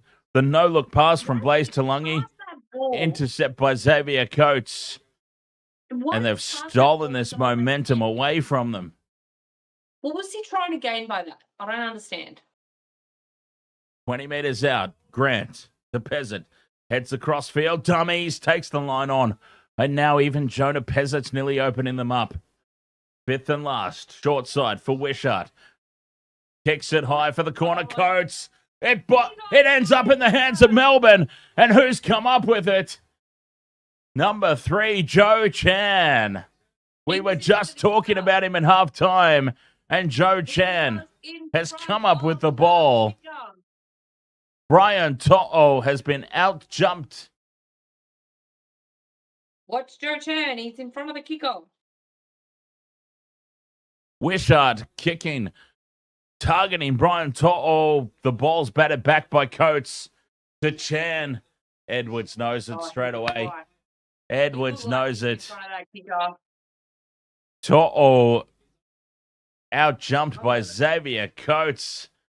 Gets those big mitts up, bats it back, and that is a try. Joe Chan. You could out-jump Toto. I feel like Old Mate was offside, but that was just a camera angle, I think. Oh, he's happy. Craig Bellamy, so happy he's leaving the coach's box. I don't think he's happy. He's just yelling. Melbourne leading 14-12, kick to come. Yeah, Joe Chan looked a little offside there, not going to lie. They haven't confirmed it yet, have they? Yes. Oh, there we go. Confirmed. I was like, yeah. Toto, you're not going to out-jump Xavier Coates. No one is out-jumping Xavier Coates. Except maybe, I don't know. There's Liam Martin on the bench. Nick Meaney kicked it from the sideline. Oh, yeah, but he can't come straight back out, can he? Meaney hits the post and bounces away. 14 points to 12. Suck it. 2 points the difference. Suck it. Yeah, they've still got a rotation to follow, so they'll probably keep him off for the back end, like the final 15 minutes or so. They'll re-inject him into the game. 57. There's still plenty of footy left in this. I'll tell you what, this is grand final worthy. It's a grand final preview. I guarantee you, I've been saying it for all season. This is the grand final. If this were the grand final, nobody would be disappointed. Well, except maybe Michelle, because Melbourne are winning at the moment. But if this were the grand final, nobody would be disappointed. I'm always disappointed when Melbourne win. 14 points to 12. Still 20 minutes to play. A quarter of this game left. Plenty of time. Huh? Who did you tip, Dan? Panthers. Same. Speaking of the team, Yeah, I thought Panthers win this one. Storm win the return in the grand final. That's the way I've got it. Have you seen who's number 2 in the tipping comp? No? Our mate Ben. Oh, really? Oh, really? Jenkins runs it back to the 20-meter line. And he's turned on his back, looking for a quick play. The ball can't get it away. Toto now, straight up the middle. Backs into 3 defenders. Melbourne, though, winning the territory battle at the moment. Tungo taken down just short of the 40. Penalty now. That's a huge penalty. Massive penalty. Dylan Edwards, did you just go take the 2? How far out are you? There's no taking the 2. No, he didn't say take the 2. He's saying that's twice in a row now. Send him off. Oh, okay. Yeah. Yeah, they're not taking the 2 from here. Mate. Holy Jesus. No, Dylan Edwards was like, that's like twice now. Send him off for Christ's sake. Okay, that's what he's saying. That's like 2 in a row for that exact thing. But yeah, at least we know if Benny wins, we can get the prize to him easily enough. Yeah. Oh, for sure. No, that's really cool. No, I haven't really checked. Whenever I log in, it shows me where I am. And, yeah. And then you just check where I am, and that's all you care about? No, I check where UFC is. And as long as I'm ahead of him, I don't care. Yeah, but no one cares about 10 meters out, down the left edge they go. Papali'i. 5 meters out here for the Panthers on play 4. Slow play the ball. Back into midfield for Cleary. Out the back for Edwards. Flat pass there for Sorensen. Sorensen reaches out and scores. Sorensen gives the Panthers the lead back. 16 points to 14. Kick to come. And, of course, nobody in my multi. I've only got 1 forward in my multi tonight, and it's been like all forwards scoring tries. There was no one there. Have a look at him. Runs over the top of him and boom. Sorensen on the back of that pass from Edwards, straight through Seve and straight through Wishart. Too much power. Stick that in your goggles, Seve. Sorry.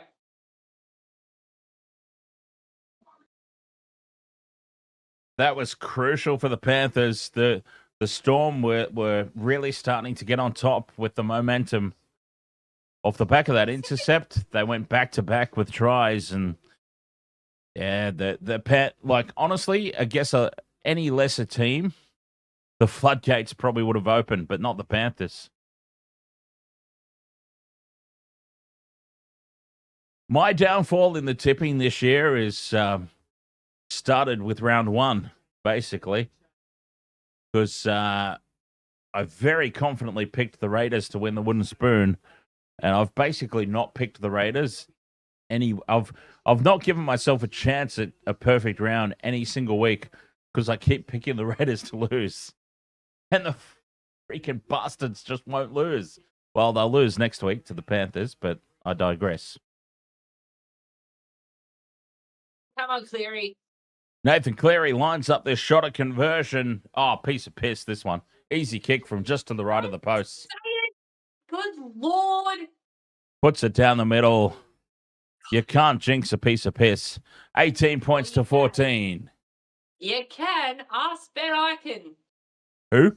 And I'm pretty sure Corey. Oh, Ben Eichen, the only good host there's ever been of NRL 360. I remember him. What's he doing now? Oh, Benny. He is. I thought he's with you guys. He's like the head of football for the Broncos or something. You guys. You're a Broncos supporter, aren't you? Oh, apparently.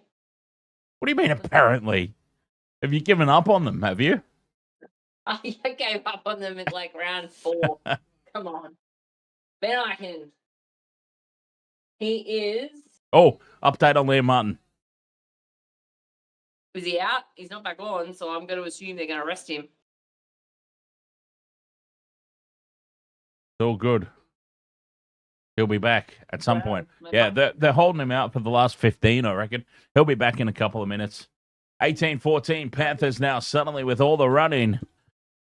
Your mate, Ben Eichen, was an Australian former professional rugby league footballer, and now he's the CEO of Queensland Rugby League. Oh, there you go. Oh, so he's for the Maroons. Well, yes. Cleary puts this one high as Coates takes it. Steps away from the defensive Isaac Tungo, but doesn't make any meters. Well wrapped up there by the Panthers. 10 meters out from their own line, the Storm to start this set. 16 and a half minutes to play. 4 points the difference. I mean, Benny Eichen, he was a good Queenslander back in the day when I liked Queensland, before I hated them. You know, back when I thought they were a good team and, you know, they were fair and they weren't full of cheating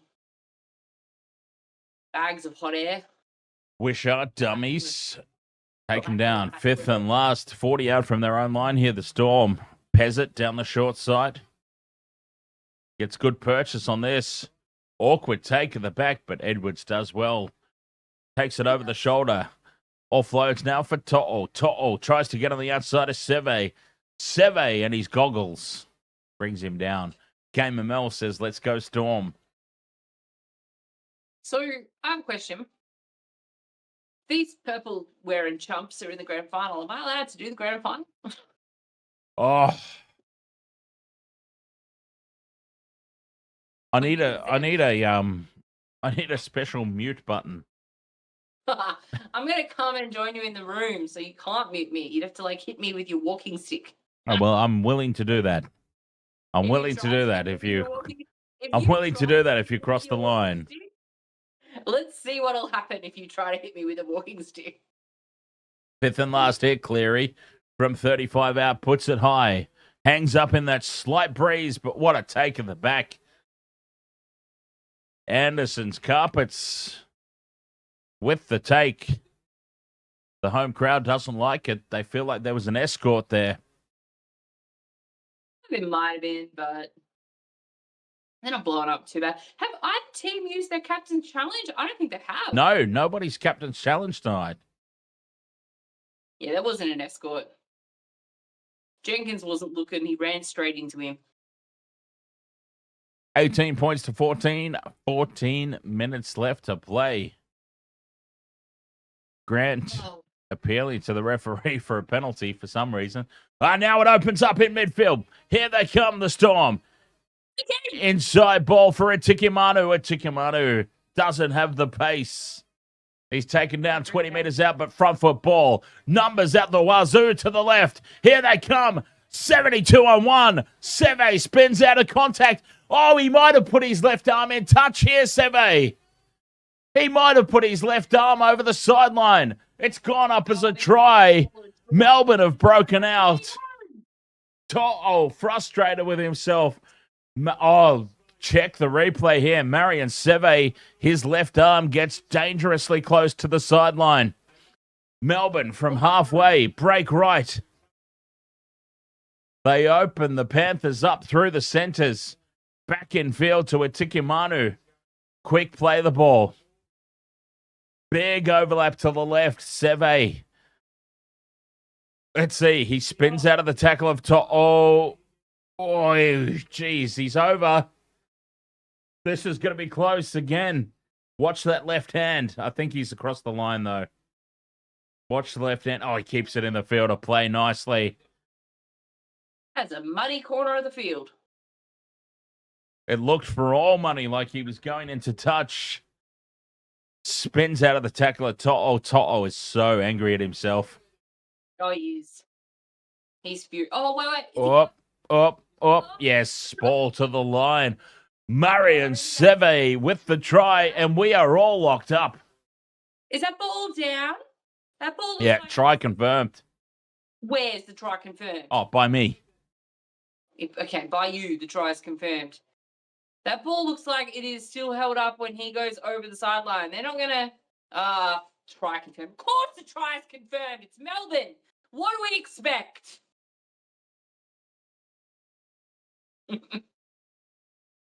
Come on, miss it, you. I don't know.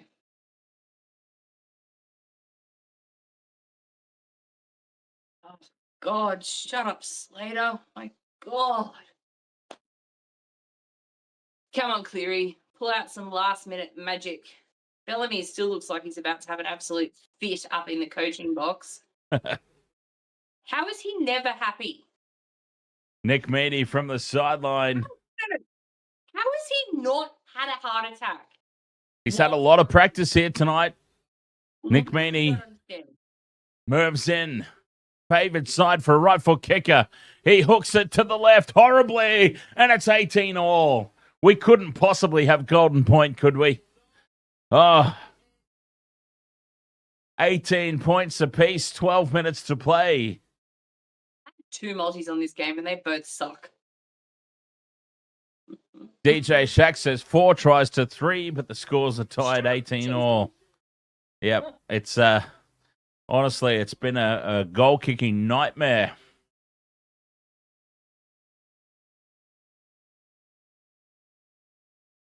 $18 all. 12 minutes left to play in this grand final preview, and what a preview it's been. I mean, if this is what we're getting in the regulation rounds, I can't wait for what the grand final itself is actually going to bring when these two meet. Oh, what a teaser. What a warm-up it's been. Melbourne starting to roll up field now. Grant with the offload. Beware the second phase play.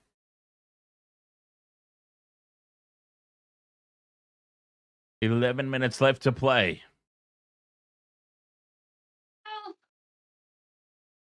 So they've been by far the better team. They've been better than they were in the first half.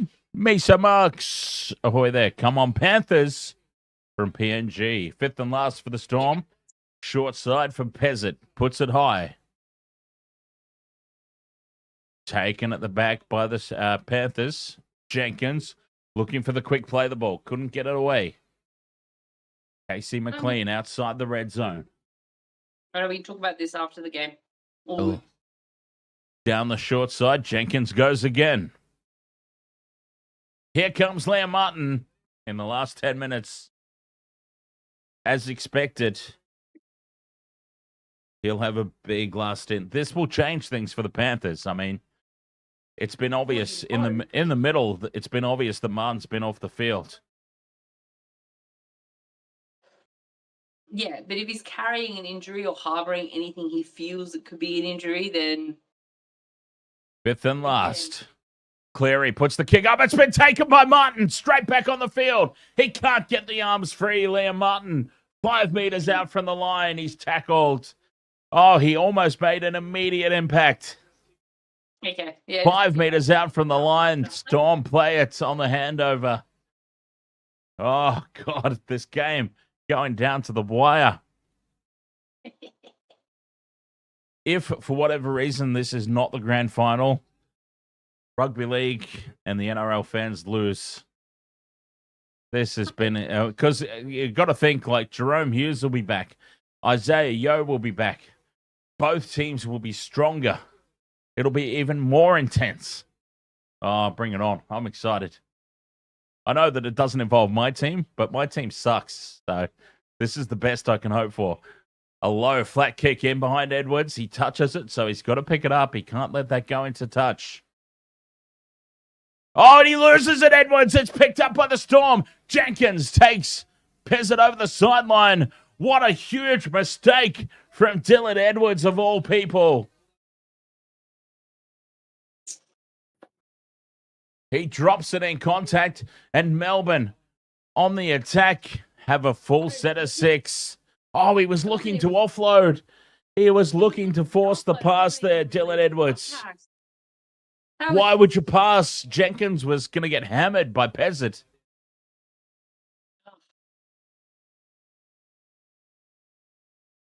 Dylan Edwards has hit the panic button. Short side. Wishart. When he won out from the line. Left of post. Here come the Storm. Seve from dummy half. Taken down, tackle 2. He's lost his goggles again. He's lost his goggles again. 8.5 minutes remaining. Is it too early to start thinking drop goal? He's got them taped, like on the side of his. I don't know if that's because they don't sit right or if he needs to adjust the size. But Munster almost opens them up in midfield. Maybe he needs 5 meters out on play 4. Are they thinking drop goal, the Storm? I think that they're going for more. Grant, loose pass. Sits up at the back, and they have to reset here. Back it goes for Grant. Grant loses it! Harry Grant loses it! Oh, we're seeing mistakes from players you just don't expect. Dylan Edwards drops it for the Panthers. Harry Grant has now given a gift back. Massive. 2 representative players you don't expect mistakes like this from. Come on, let's get it down to Cleary for a 2-point field goal. Let's do it. Come on. 7.5 to play. Panthers off the hook, back in possession. They weren't even thinking field goal there, the Storm. Through the hands now. Oh, steps off the right. Just short of... Oh, Seve with a second effort. Lucky to get away with that. Clear-cut penalty any day of the week. Numbers to the left for the Panthers. Edwards with the loose pass in behind Jenkins. Jenkins does well to pick it up. Fends away from one, and he's 40 meters out. Oh, that's a wide ass. Edwards into Cleary in midfield. Through the hands now. Back for Cleary on the wraparound. Martin down this right edge for Tungo. Tungo with the end and away on Wishart. Wishart brings him down 20 meters out. 5th and last. 7 minutes to play. Cleary not thinking drop goal either. Puts the high ball across field for Jenkins. Jenkins bats it back for McLean. Casey McLean spills it over the try line. 6.5 minutes to play. Melbourne will have the ball. And they'll get it on the 10-meter line. You know what really stood out to me in that play? Like scrappy football.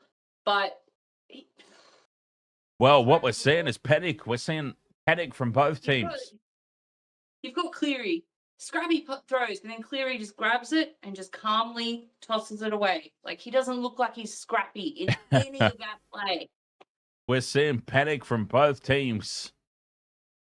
And from unexpected sources as well, like Dylan Edwards, the mistake, Harry Grant, the mistake.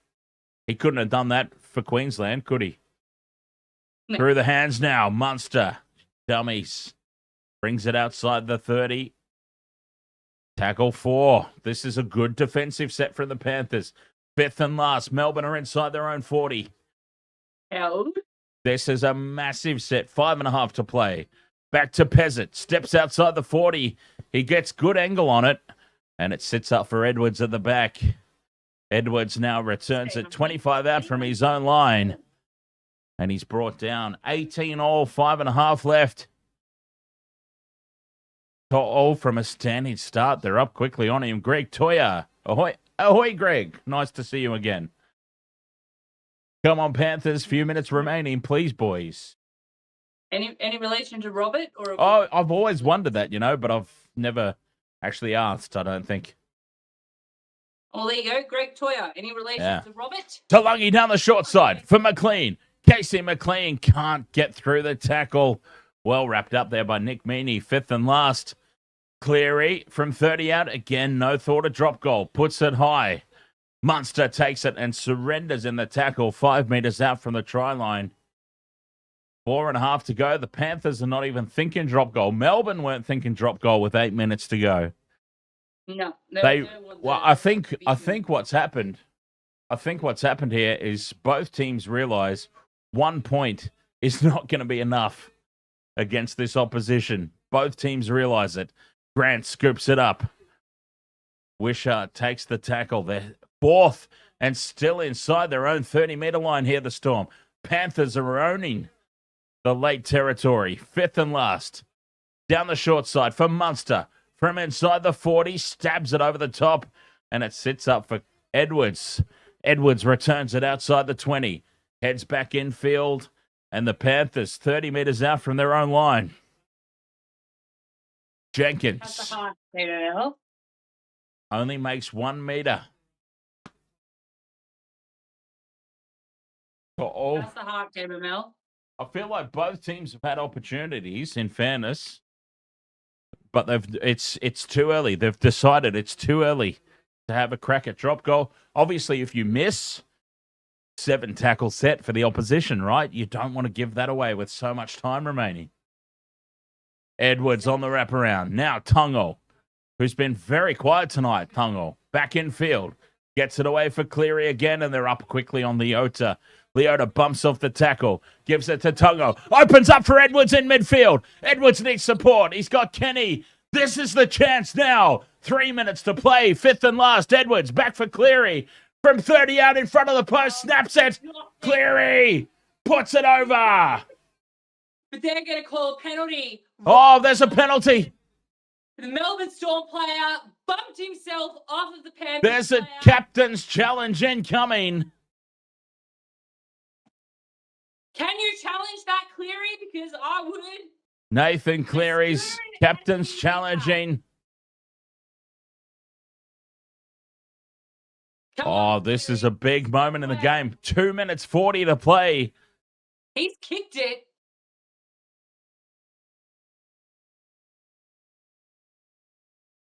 Sorry if everyone's speaking. So here we go. They play the ball. Edwards in a dummy half because Kenny played the ball.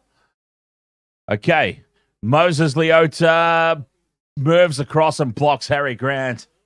Oh, what a load of shit. Playing at his day. Harry Grant runs dead into him. Oh, what a load of crap. Moses Leota, whether you like it or not, has stepped across the line and bumped Harry Grant. Yes, he took a dive. Yes, he milked it. But Moses Leota purposely steps across in front. And that is a clear-cut penalty every day of the week and twice on Sundays. Absolute clear-cut penalty. You cannot step across and take out the defender, even if the defender does take a dive. Silly there for absolute silliness there from Moses Leota. Runs into Moses Leota. What a load of shit. Silliness from Moses Leota, quite frankly. Moses Leota wasn't even looking at Harry Grant. Harry Grant looked at him, walked into him. Moses Leota took a gigantic meter step to the left. He stepped a meter to the left to block him. Here come the Storm now, 5th and last. Here's their opportunity now. Here's the Storm's opportunity. It's going to take a big kick. Munster deep in the pocket from the 40. Munster, it's deflected off the Panthers, and Jenkins comes away with it. Panthers back in possession, a minute and a half to go. Legs are clear, he does. He doesn't need help in that department. Can they go the length of the field here, the Panthers? To'o gets away from 2 tackles, but he's going sideways. Good freaking. Quick play the ball. Here's Tungo from dummy half. 1 minute and a half to go. 18 all. What a grand final preview we have had. And it's not going to end anytime soon. I think we're going to Golden Point. I really do. Harry Grant is the LaFlop. Talungi. Short ball. Nicely done here for the Panthers. 5th and last. They're a long way out. Is it worth a shot, though? It is. Cleary for the 2-point drop goal. Charge down. 6 more tackles for the Panthers. Inside the last minute, they'll get themselves in position. Cleary onto Edwards. Settles it down in midfield. Offloads back to Cleary. Here they come, the Panthers. 20 meters out, 30 seconds to go. 4 tackles left. They can set it up here and get a little bit closer. Henry. Here we go. 15 out. This is it. 29 seconds. Kenny fires it back. The Storm are offside. It's charged down by the offside player. Ashley Klein says it's okay. And the Panthers knock it on. They were a mile offside there, the Storm. A mile offside. Of course they were. But of course Ashley Klein doesn't call it. We're going to Golden Point and the Panthers have no challenge left. They burnt their challenge the last time. Golden Point incoming. A mile offside there, the Storm market. Trent Liero, I think it was, who ultimately got the charge down, was about 10 meters offside.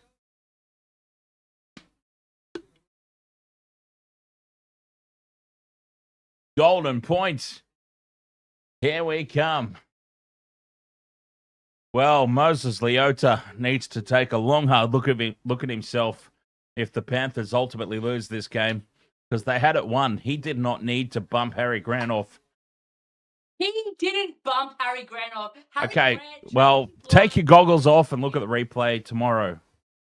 I will look at the replay. Yeah, take your goggles off. Take your Storm hatred goggles off and have a look at the replay tomorrow. He took a big step left. He got that big left foot out to the left by a whole meter and bumped Harry Grant off. Harry Grant ran into him. See, this is why you're banned from Melbourne Storm games. Between the goalposts, Harry Grant changed his line and ran into Moses Leota and LaFleur. Okay, you got it the wrong way around. Everyone with eyes, and especially those with extra goggles, like Marion Seve, saw that Leota took a big, monstrous step to the left. Oh, look. They do a retoss because it didn't land flat. They're doing a retake of the toss. Melbourne have won the toss. Melbourne have elected to receive. Nathan Cleary says, we'll kick that way. The toss didn't go Melbourne's way the first round, so let's do it again. Game of the year, says Judah Shivian. No. Absolutely. Yeah. Oh, this has been brilliant. Grand final preview. And it's gone down to the wire. And there's your mate. Not my mate. Come on, Cleary. Put that headgear to good use. Honestly. Okay, Melbourne have elected to kick off from the toss, which means Panthers get to choose which way to run.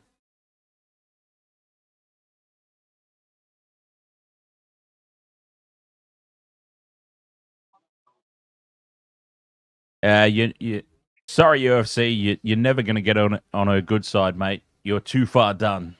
You're never getting on a good side, so don't try and suck up now. Cheers for that. Back we go. Golden Point underway. Panthers with first use of it. Edwards takes the kickoff. Leota charges into contact. Bella G, ahoy. Dan and Michelle. He's a bit distracted at the moment. Sorry. Golden Point number 1, 4.5 to go. Panthers through Leota again. Second carry. Melbourne won. I thought Melbourne won the toss because they tossed off Ashley Klein. Sorensen up to the 40. 4.5 to play. Edwards loses it again. Oh, Dylan Edwards is having a nightmare back into this contest. Well, he's dropped it twice. I wouldn't say he's having a nightmare. A nightmare back into the contest as Munster now comes to life. Oh, they're in range on tackle 1. Oh, this is Melbourne's to lose now. This is the Storm's to lose. Wishart hands it off inside. Utikamanu sets it up on the 20. When do they go? They've got to try and catch them napping. Munster hands it on now for Joe Chan. 10 metres out. Back into midfield for Wishart. Out the back it goes for Liero. Oh, they look 10 metres out. They go now, surely. Tackle 4. Grant. Grant dummies and scores! Harry Grant wins it for the Melbourne Storm. Sold the dummy. Never in my life have I seen They were racing up to try and put the charge down on. But Harry Grant says, no, I'm taking this one. Someone just punch him in the face. Like, seriously, he's such a wanker. 22 points to 18 in golden points. Punch him. Well, tries confirmed. You're not the champions, Jason. Calm down. It's a regular season game. Oh, and I've got to say, Melbourne have just lost the grand final. yeah, well, I was about to say, I did predict at the start of this game, whoever loses this one will win the return bout. Panthers have now lost twice in the regulation season to Melbourne. The Storm can win all the regulation season games that they want, but if they lose a grand final, that makes me happier. That makes me more than, that makes me happier than Queensland losing a series. God, I'm such a New South Wales person, aren't I? Yeah, I've got to say, I predicted Panthers to win this one, Melbourne to win the grand final rematch. Based on that thesis, Panthers are going 5 in a row. I'm not going to come on, Jason. Harry Grant flopped. They were offside. Okay, well, see. It should be a Panthers win. I'm telling you to watch the replay, watch the highlights. And I'll watch the highlights. Yeah, watch the highlights, and if you've got any sense of logic whatsoever, you will see that Moses Leota took a huge step to the left to block Harry Grant. Massive step to the left. And I mean, I'm sorry, if you can't see that, then I'm afraid my Storm ban was completely justified in the first place. Because it was so blatant. I don't have a dog in the fight. It wasn't blatant. What was blatant was Harry Grant running into him and flopping over and milking the absolute shit. Yes, Harry Grant did take a dive. After Moses Leota took a completely unnecessary, huge meter step to the left. See, this is why you're banned from the Melbourne Storm games, because your hatred of them is just... I can't do it. Your hatred of them is just so... You don't see any sense or logic with them. You just hate them so much. Plenty of sense and logic, but there's just too much.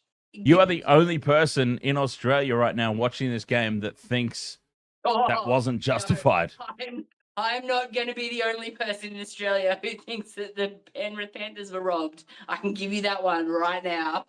I'm afraid you are. It was pretty blatant. I'm afraid I'm not. Even the old Panther will tell you that Moses Leota cocked up there. Yeah. Okay. Well, let's ask him, because last time both of us asked the old Panther a question, he gave me the truthful response. Good night, Gamer Mel. Yeah, catch you later, Gamer Mel. I apologize. It's all right. We will severely question having Michelle back for Storm games. Yeah. That's all right. The Broncos have got him one more time this season, and I really am not going to cover that because, holy Jesus, I will kill somebody. So Yeah, well, oh god, yeah, I don't know about that because Broncos will probably be playing for a spot in the top 8 by that point. didn't I call that though? Didn't I call the Broncos to be in 10th to 6th by the end of the season? Feel like I called it. Oh, so here's the live ladder. Who cares? Panthers still in 4th, of course. Warriors have an opportunity to jump back ahead of them, but yeah, I think unfortunately for the Warriors supporters, I think the Dragons get them this week, regardless. What I would love to see though, Michelle, like the Moses Leota penalty. Get his comeuppance and actually get a penalty called against him. No, the Moses Leota penalty was clear cut, and then twice on Sundays. But what I'm interested to see, and I can't help but notice they're not showing it, Trent Liero was about 10 meters offside on that charge down. That's the one that I'm interested in. Trent Liero was a mile offside. He was never square at marker. Is that because that would mean that Melbourne didn't win fairly? Is that why they're not re-showing it? Oh my god. No, well, it's the exact same reason that they didn't show. If you jump on the YouTube, they didn't put the Panthers trainer incident in the highlights package of the Titans-Panthers game. It's because they bury every little hint of controversy. Oh, here we go. Because 2 years ago, a Parramatta trainer ran in front of the post as Nathan Cleary was kicking. He missed. He didn't get a re-go like bloody Jaden Campbell. Okay, I take it all back. They literally just showed the replay. Of it.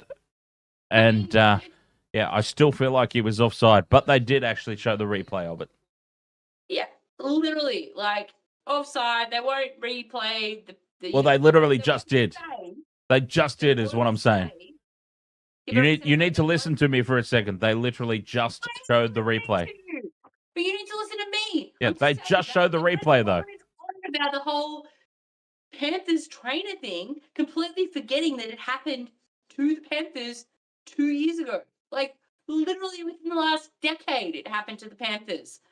Like, it just boggles my mind that people forget things so easily. And just the fact that, yeah, anyway, whatever. Judah Shivian says the Dimers betting side had the Panthers with a 63% chance to win, but with 2 top teams, anything was possible. Yeah, well, 63% is not... I don't think that's an extravagant mismatch. No, that's not extravagant. What's Dimers? Oh, it's a betting website. Just another betting website like Sportsbet, Bet365, etc. Yeah, I don't think 63% is like Penrith 9 in a row in form. Storm without their halfback.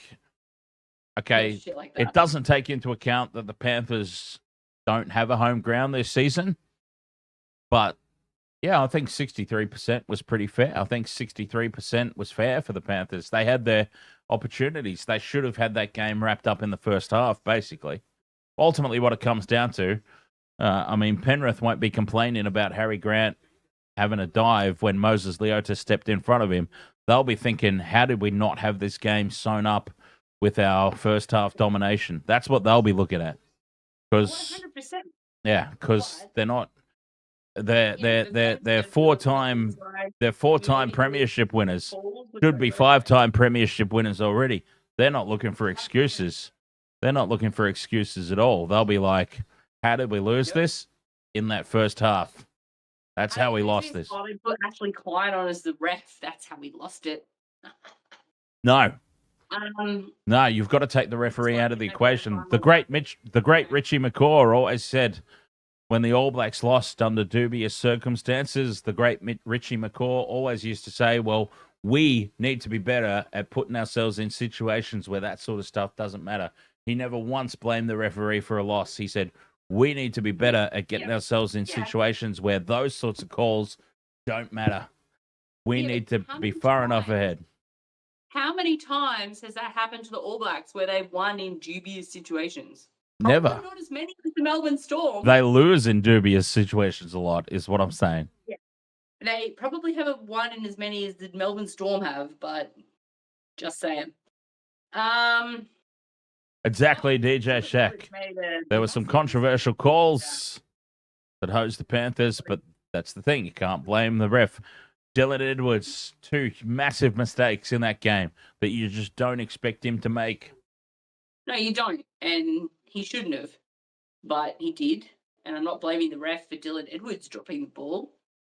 No, but you are blaming Harry Grant for a penalty that was clear as day. It wasn't clear as day. It was, absolutely. He LeBron flopped harder than I've seen LeBron flop. He might have done, but Moses Leota also took a gigantic meter step to the left. He should not have. He didn't need to do that. A gigantic meter step left to the meter step. Harry Grant totally took advantage of the situation. Harry Grant took advantage of it. Your hatred of the Storm is just so blinding. It's craziness. It's craziness. I wasn't even allowed to give Cameron Munster praise. Cameron Munster plucked an awkwardly bouncy football out of the air over the sideline to save a 40-20. I wasn't even allowed to say that was good. I wasn't allowed to say he did well there. It's like, oh, it bounced into his hands. Okay, so he had to position himself, pivot himself, plant himself, grab the ball from over the sideline to keep it in the field of play. But yeah, you can't even give him a moment's credit. And now, Moses Leota takes a huge step to the left, interrupts the kick chase to put pressure on the drop goal. It's clear as day. Plain as a penalty every day of the week, twice on Sundays, 3 times on Mondays if there used to be Monday Night Football. But no. The hatred of the Melbourne Storm is just too much that you can't see the logic. Sometimes logic gets clouded. And look, I digress because, sometimes I do that too. I mean, sometimes I really, really hate a certain team. Let's take the Raiders, for example. I dislike the Raiders a lot, so sometimes I'm a little bit skewed in my opinion of the Raiders. Sometimes. But it's like I'll shuffle into my shell and I'll be quiet if I know that, oh, God, well, the sons of bitches did well there. I don't want to give them credit for doing well, so I'll just shuffle into my shell and be quiet. No, even though her name's Michelle, there's no shell. There's no shell to crawl into. She's like, I hate these bastards, and I will not give them any hint of credit whatsoever. But anyway, after that rant, after that long rant, it's a penalty every day of the week, twice on Sundays. You can't step in front of the kick chase, and that's exactly what happened. Yes, Harry Grant took a dive. He absolutely did. If we see the replay, oh no, this is not the replay of it. This is the replay of the Harry Grant dummy completely sold it to everybody and dives under the posts. Beautiful work there. It was, he absolutely took a bump. He took a dive. He played for it. But Moses Leota put himself in the position where he had to, he didn't have to. He played himself into a position where he did that. He took that step across in front. He didn't need to do it. Nathan Cleary got that kick away. He didn't need the cover. He didn't need the protection. It was silly from Moses Leota. And Moses Leota, a multiple premiership winner. He should have known better.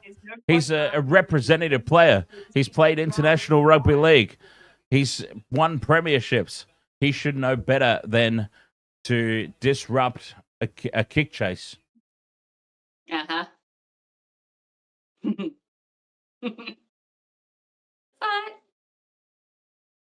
all right. I know that my team doesn't cheat to win, so it's fine. Somstar says the Raiders turned from dog shit to top of the table, Dan. Give them some love. Well, they've been very lucky in that, let's be honest. They've had the easiest draw in the history of the NRL. Ricky Stewart, don't buy into Ricky Stewart's bullshit. Ricky Stewart's been complaining about, we had to go to Vegas like they went to Vegas on their own. We went to Vegas. We've got all the travel time. No. They weren't the only team that went to Vegas. They've had the softest draw in the history of the NRL. They've won a lot of games based on luck. A lucky last pass, a lucky kick on full time from the fifth tackle. You know it. You know it. So, hey, look, to be honest, though, like, regardless of luck, yes, they were predicted by the bookmakers. They were predicted by me to get the wooden spoon. So, luck counts for some of it, but you can't. You can't say luck had. You can't say luck has everything. You can't say luck has everything to do with it. Is what I'm suggesting. No, the ref has a little help as well. Spartacus in the YouTube chat. Arnie's had too many wine glasses, mate. I'm drinking mid strengths, mate. This is what I'm like sober when the Storm play. Can't stand them. Oh yeah, if you want to see wasted World of Sports and Storm or Queensland, because they're basically one and the same to Michelle or Auntie, as you've so affectionately named her. Yeah, I would recommend checking out some of those old streams. Whitest auntie on the face of the planet. If you think, Sorry, I didn't mean. Hey, I'll tell you, Spartacus, this was a good night. This was a good night. This was a controllable night. There's sometimes she's uncontrollable.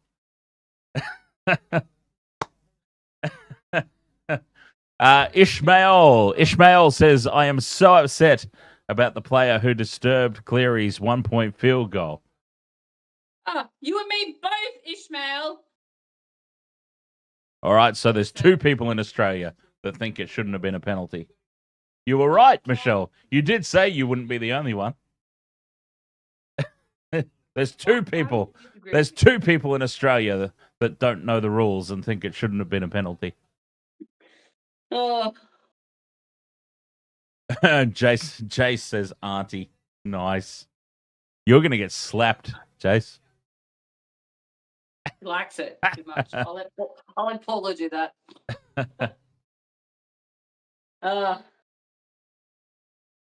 I flicked over to the AFLW, by the way, just in case anyone cares. Carlton, the Carlton girls flogged Collingwood to start. For Christ's sake, nobody cares about the AFL, let alone the AFLW. Has there been any instances of dildos being thrown onto the field in AFLW? Yeah, look, I'm not even kidding. The fact that that's happening in the WNBA is absolutely disgraceful. Like, I think it's hilarious. And why is it funny? Like, it would only be funny to someone as low as you. Well, because it's something to actually. It's a reason to watch. Like, it's actually getting eyes on the. It's getting eyes on the thing. No, Dan, I'm actually gonna get offended if you keep going down that path. Yeah, nobody gives a shit about the NBAW or whatever it is. WNBA. No one cares. And now people are watching just to see, is some jackass going to throw a dildo onto the court? It's got eyes on the product. So what is, I'm sorry, is if women come in and throw dildos onto the men's game, like, why is that funny? It's not funny at all. Yeah, it's got eyes on the product. I didn't even know it existed until these news stories. You knew the WNBA existed because you know me. So don't give me that line. That's just as bad as you saying, Harry Grant didn't flop for that penalty. But honestly, it's shit. And it's really not cool for the players, because if something gets thrown onto the court and a player steps on it, slips, breaks an ankle or something like that, that's not great for them, for their careers. I think you can see a dildo on the court, though. That's why they call timeout every time. No. Don't get me started. If something gets thrown at you while you're on a fast break down the court, how do you sidestep that? You don't. You've never played basketball. You don't know what a fast break is. Like, dude, you can't condone that. Yeah, fast break is the basketball version of an intercept. Dan, it's not, because an intercept is still an intercept in basketball. But Dildo Jones is Jason. Dan, Jason, No, I'm serious. Dildo I'm actually Jones. serious. You don't see me get pissed off at you both, but honestly,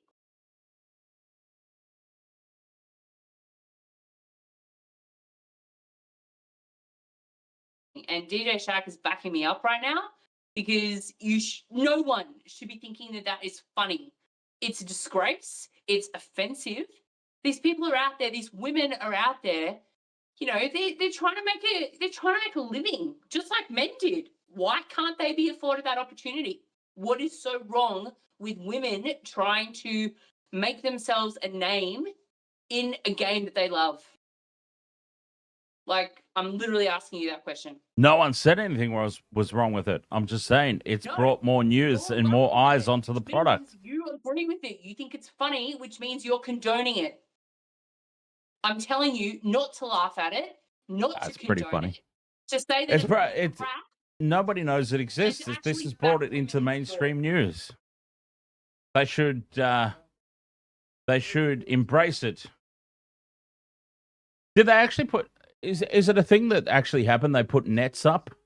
They had to put nets up on the stadiums. Yeah, because people are actual dumbasses, and people are laughing at it online from other countries like yourself. That's like That's what I'm saying. You're condoning it by laughing at it. That's now like European soccer. It's crap, and it shouldn't be happening. Like, it shouldn't be happening. I'm a woman. I play sport. I would absolutely find whoever threw a dildo on the court in my game, and I would stuff it down their throat and then pull it out their ass. Well, here's a question. You best believe I would do that. Because when that happened, like when that first started happening, right? And they had a no bags policy because they were trying to get it to stop, right? So they went no bags policy. But that same game, like that same night or that same weekend, whatever the rotation might be, is seriously, you're an absolute felon. So that same night there was a no bag policy. There was still one thrown onto the court. My question is, how did that person get it in the first place? If there was no bag policy, how did they sneak it in? Stuffed up their ass, stuffed down their shirt. Who knows? But they're not going to be checking everybody, and it's that's it. I don't know. Yeah, I suppose American. You would know better than I because you've actually been. Did you go to a game when you were in America? Actually, never been to. Oh, you didn't? Game okay. In the States. Yeah, because here in Australia, they do check everybody for the rugby games that I've been to. Everybody got meticulously searched. But I'm just thinking in America, there'd be like more people, less sort of. Yeah, but they're searching for things like guns and knives. That's what they're searching for. Yeah, true. Like I've been to a gig in Texas, which was a no carry gig. So Texas is a state where you can carry firearms on your person, but at this particular gig, you had to check your gun. Yeah. Like, that was a little surreal to see that as you're walking into a gig. You know, you're walking to a concert, check your guns. There's nightclubs in the valley. DJ Shack, there's literal nightclubs in the valley that have like full metal detectors at the door and security scanners. I mean, not the sort of stuff that we regularly used to hang out at, but yeah, I've been to clubs in the valley where they have full blown body search. Well, I mean, not body search in the terms of like cavity search, but. We were in the valley for my birthday a couple of years back, and that one night in the valley, 3 different stabbings occurred. Like 3 different clubs. There were 3 people stabbed. Yeah. Like, this shit happens, and they need to start implementing this stuff but we've digressed off the point. If you're going to condone that type of stuff at any women's sport, then honestly, take a good, hard, long look at yourself, because what is wrong with women playing sport? For real. Like, what is wrong with it? Nothing. Nobody's stopping them playing sports. Well, if you're laughing at that type of stuff and people who think... I don't watch it. You don't have to watch it. Yeah. If people think women's sport is a joke, No, They there's need certain to ones that look I love after netball. themselves. And yeah, they need to. I mean, God, they had a thing at the in the AFL. Jace, help me out here. I love Oh, you might not netball. I remember. love You women's know tennis you over men's. Women's tennis is so much more competitive than men's tennis. I love volleyball. Wait, Dan, I need Yeah. to. Jason, you were. There was a game earlier on in the AFL. It was at the MCG, and someone had actually got a gun in, I believe. It was a Collingwood fan. It was came down to it later. What, a real gun Yeah, I've got to look this up now. Hang on. or a fake gun? There's a mate No, of mine it who was took a- a fake gun in everywhere and kind of thought it was funny to It was a man sentenced to nearly 2 years in prison after bringing a loaded gun to an AFL game at the oh MCG. God, a real July gun. this year. July this year. Jeez. Yeah. Real gun Jones. It was a real gun. It was an unregistered loaded firearm. There was 82,000 people at the game.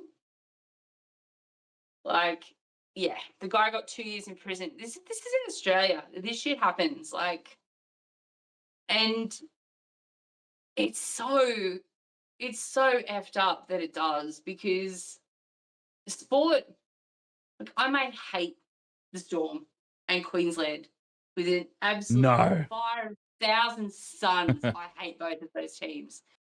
I don't wish them harm. Like, you know, I don't wish any of them harm. You know, Jerome Hughes was injured the other week. I was like, all right, he's injured. Okay. Like, that really sucks. That honestly really sucks for him. It sucks for the team. But, you know, I don't wish them harm. I wish they weren't in the competition. Sure. I don't, but, and there just has to be that line. Like, why are people trying to take guns into the MCG? For God's sake, you're in Melbourne, Australia. Why are you trying to take a gun to the AFL? Like, what intent do you have to do something like that? So, you know, like, yes, too soon, DJ Shack. But LMB says just watched it live and bloody hell, what were the Panthers doing? I know, right? Moses Leota needs to slap himself across the face.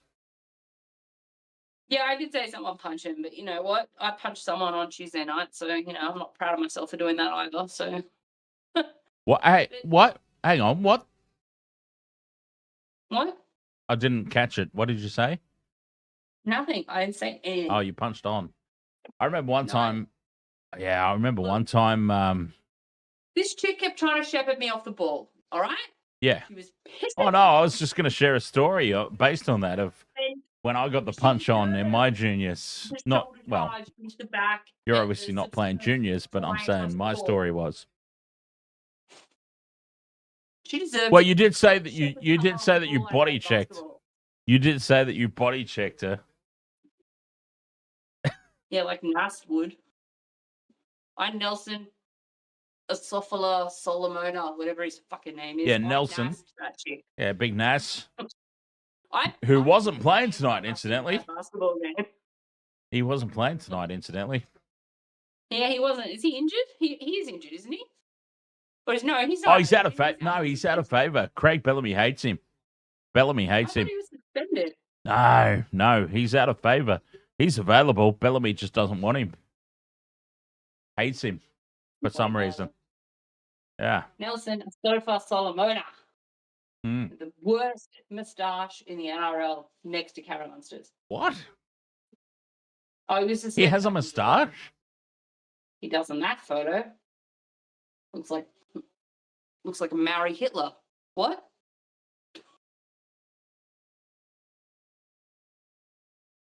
Yeah. Mm-hmm.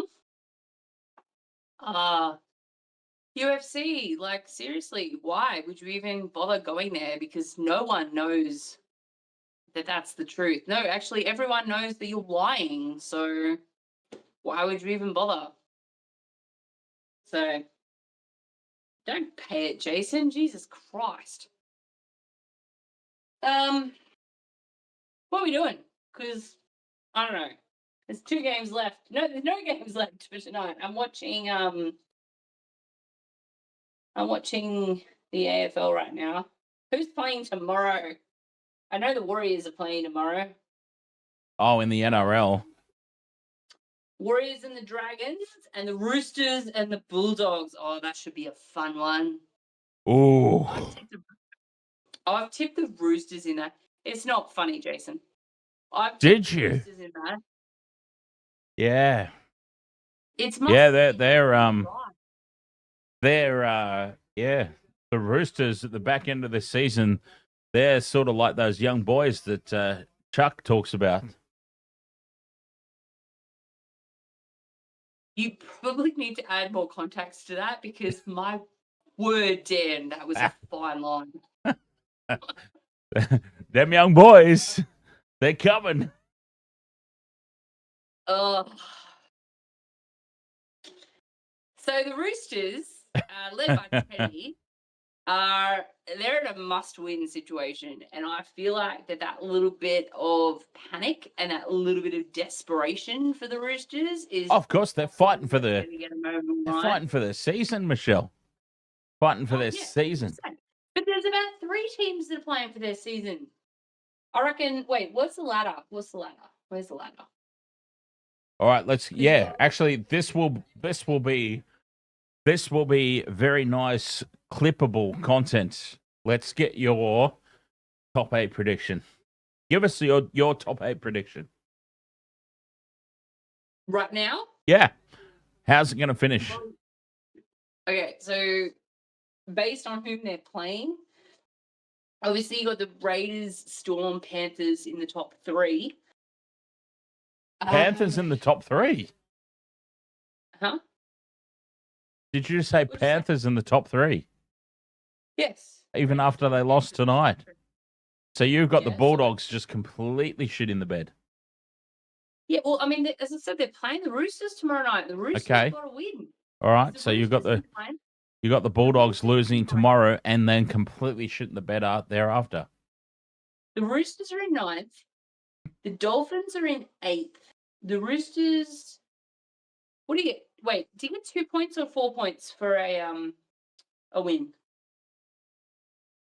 We're 24 rounds into the season. You're not seriously asking that. No. I'm literally having mind blank because AFL is 4 points. It's 2. 2 points? For a win. 2 points. Okay, 2. We are 24 rounds into the NRL season.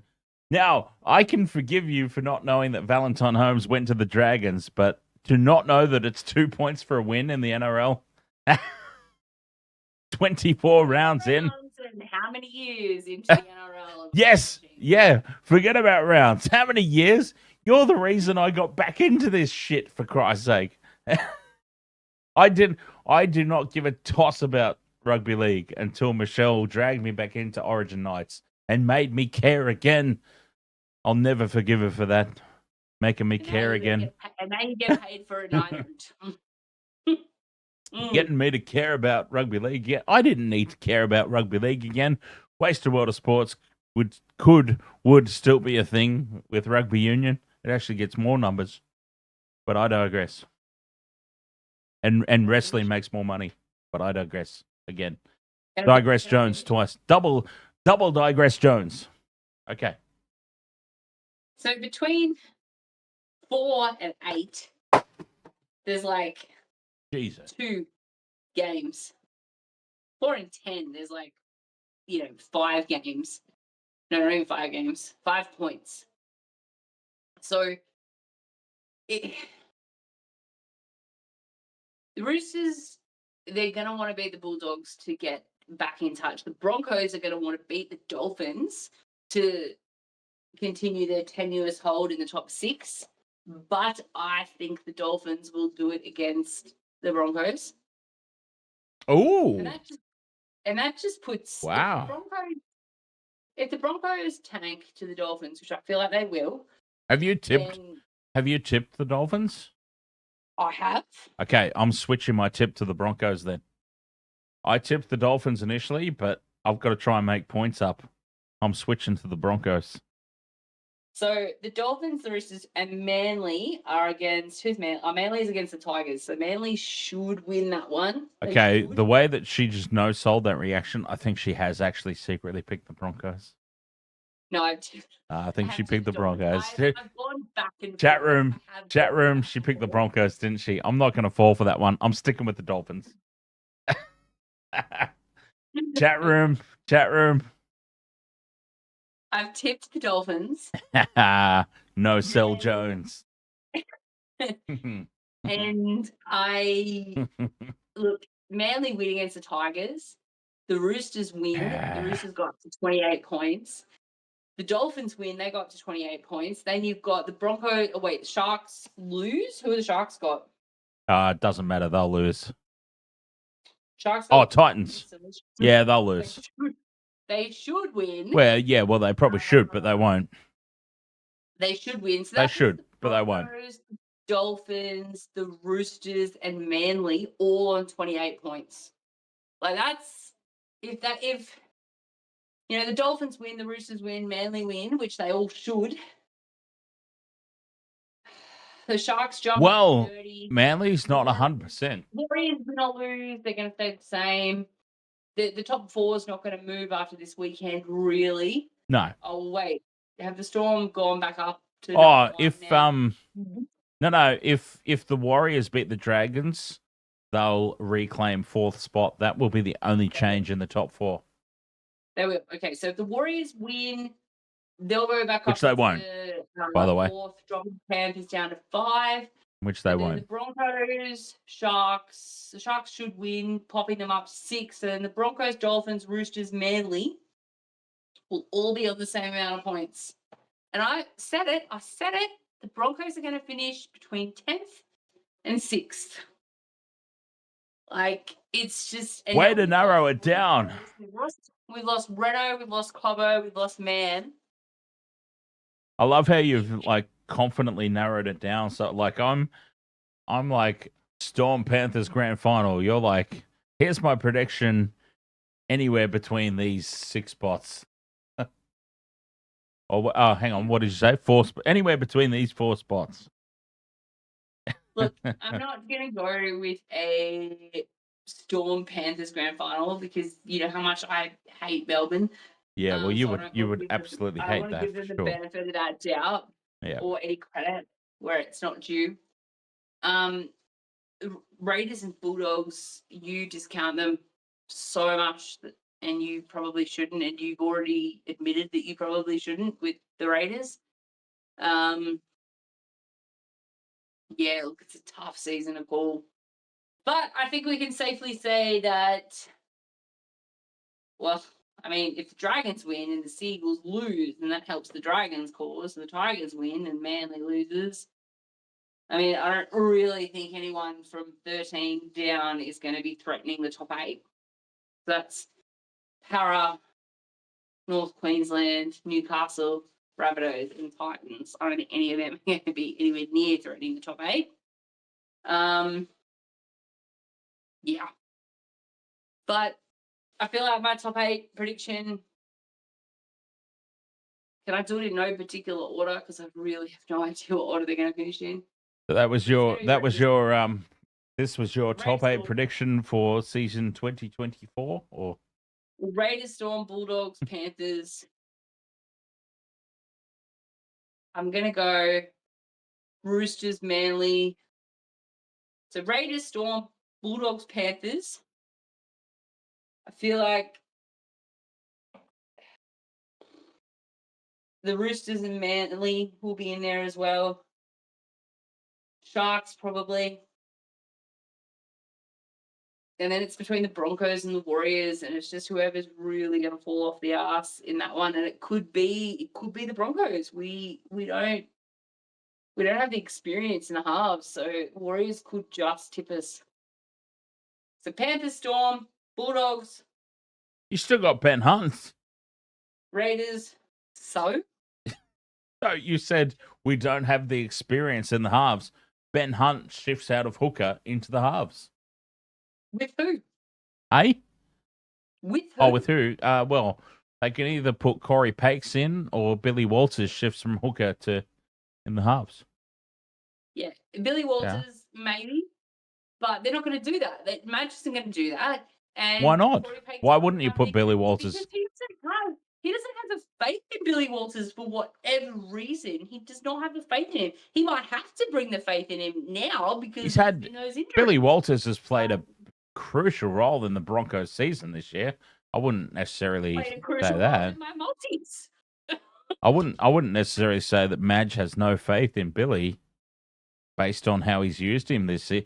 No faith means like go down and play for South Logan, mate. Like He's not that bad, but yeah, no, I just don't. well, I reckon he does. I reckon he uses him. Madge will throw him out there. Madge will put him in the firing line and say, well, hey, it's your chance. This is your chance, mate. I'm going to throw you out there and you live up to your name. You live up to your dad's name. Didn't we establish that Billy Walters is old? And Well, he's older than we realized. Yeah, he's older than we realized. Older than we realized, but what is he like? I mean, 29? define old, you know? He's still got a couple of years left. And this is an emergency situation, so age plays no part in it. Like you would put a 35-year-old out at the moment for the Broncos if that was the best player in the position. Age has nothing to do with this Broncos scenario. I don't think Billy Walters is the future because the future is beyond him. Yes, he is. He is older than we realized, but to fill in now, absolutely. I just don't. You know what I'm saying? I don't know. I don't know. Yeah. But I don't think the Broncos, if they're making the 8, they're only. Oh, see. See, even DJ Shaq is like, damn, Billy Walters is 31. Nobody realizes how old Billy Walters is. Exactly. No one realizes. That's so funny. Because he's not been a starter player. He's always come off the bench. That is so funny. Like, nobody seems to realize just how old. Like, Billy Walters has been around for a while. No one seems to realize it, huh? The other reason we know is because we specifically looked it up once. 100% DJ Shaq. That is is what we were thinking. We very specifically looked it up one stream. But yeah, no, he's Well, it's the same with Nico Hines. Like for the Sharks, just to put a Sharks perspective on things, because me being a Sharky supporter, just to put my team in the firing line for a moment, like a lot of value has gone on Nico Hines, but like Nico's at the back end of his career for a half. You know, like it might not seem like it because he played all those years at the Melbourne Storm and he was a utility. So when you sort of come through the ranks like that, you're a utility. You kind of sneak under the radar with actually how old you are. So, you know, like if Nico hasn't found form yet, he's not going to. Like, he's past it, basically.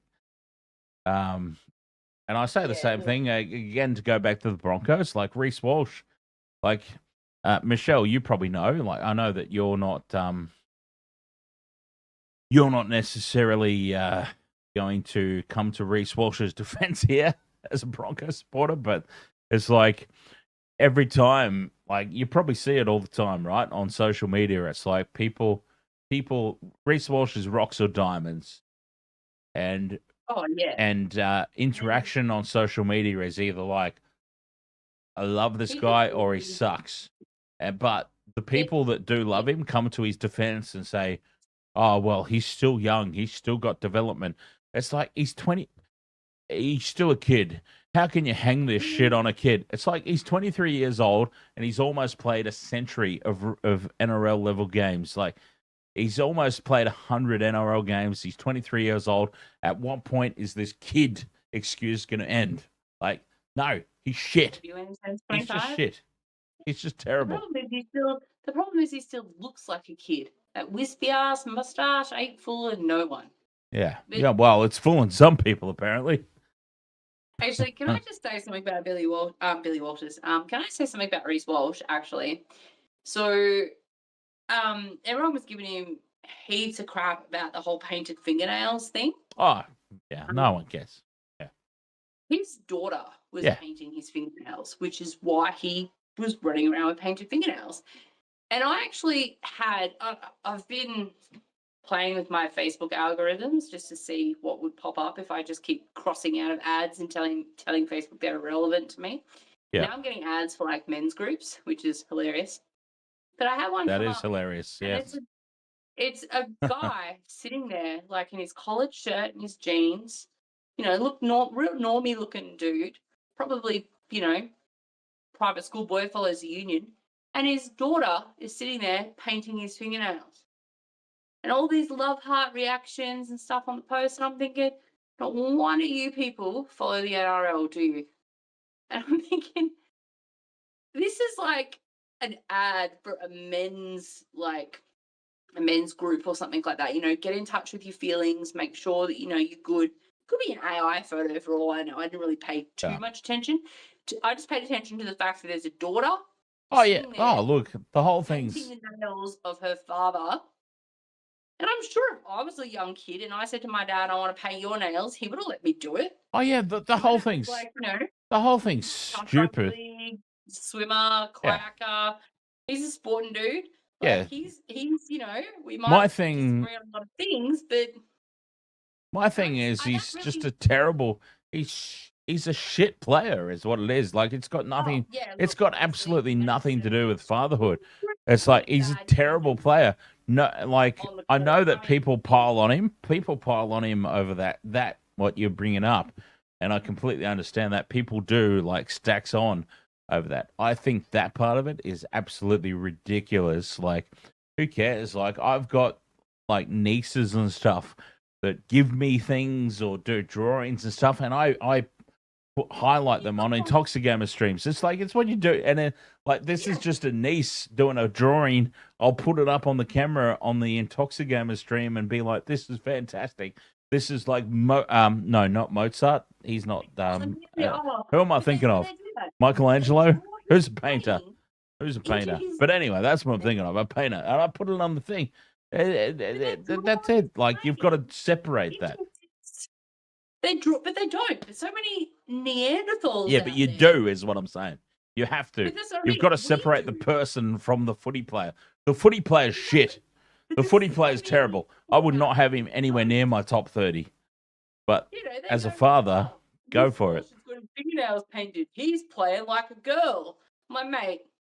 Well, I used to paint my fingernails. I'm sure I could tackle you harder than you could tackle Reece Walsh for a I went through my goth phase. I painted my fingernails back in the day. So, well, I took mine off yesterday, but I'm still in a goth phase. But I'm also female, so I can't have painted fingernails.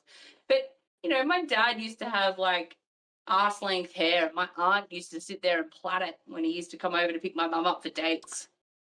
So I've heard all these stories and stuff. My dad just used to sit there and let my aunt plait his hair. I would still paint my nails if I wasn't so goddamn lazy. I was always terrible at it though. Like, I've got really high ridges on my nails. It was very difficult to paint, and I just lost interest trying to do it myself. I don't know what that means. Go and get a pedicure. Go and get a manicure. Heel fries, don't. Oh God, heel fries, don't get us started. Heel fries, I swear to God, were you at the game? Yes, he was. Dan? He was. Heel fries, the Harry Grant dive. The Harry Grant dive after Moses Leota took a gigantic step to his left to obstruct him. Harry Grant dive after he changed direction and ran into Moses Leota. Christ, I nearly fell over. Good.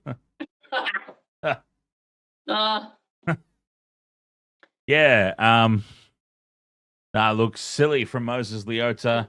Harry Grant clearly took a dive. I've never once in this conversation tonight said Harry Grant did not milk it and take a dive, but Moses Leota took a blatant step to the left And He you can't. didn't take You the blame. if you do that, you are now putting things in the hands of the officials, and you can't do that. If Moses Leota does not take that step to the left, Panthers have won, and we're not even having this discussion. I'm gonna watch the replay right now. Okay, you do that. I'm gonna send you the replay because You don't need to send me the replay because I saw it live. He took a big step to the left. Watch his left foot. Watch Moses Leota's left boot. I mean, if you can't see that, then I'm sorry. I apologize. I apologize that you don't understand the rules of rugby league. It's because Harry Grant runs into him and takes his leg out. Hang on. Did you just say the reason he takes a step to the side is because Harry Grant runs into him and takes his leg out? Still. Jesus Christ. Hey, look, I understand you hate the Melbourne Storm. You hate the Melbourne Storm as much as I hate the Broncos. I get it. But, Jesus, that's a penalty every day of the week and twice on Sundays. Sports, even Fox Sports, who are usually so far up Melbourne's ass that they have purple confetti every time you open their website, they have gone in that. Grant, no doubt, did his best Hollywood audition in selling the penalty. Like, you just, no. Wow.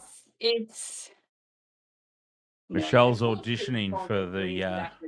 Because Cooper Cronk used Michelle's auditioning for a starring role in the movie Delirious. Moses Leota was just standing there. No, he's not just standing there. Watch his left foot.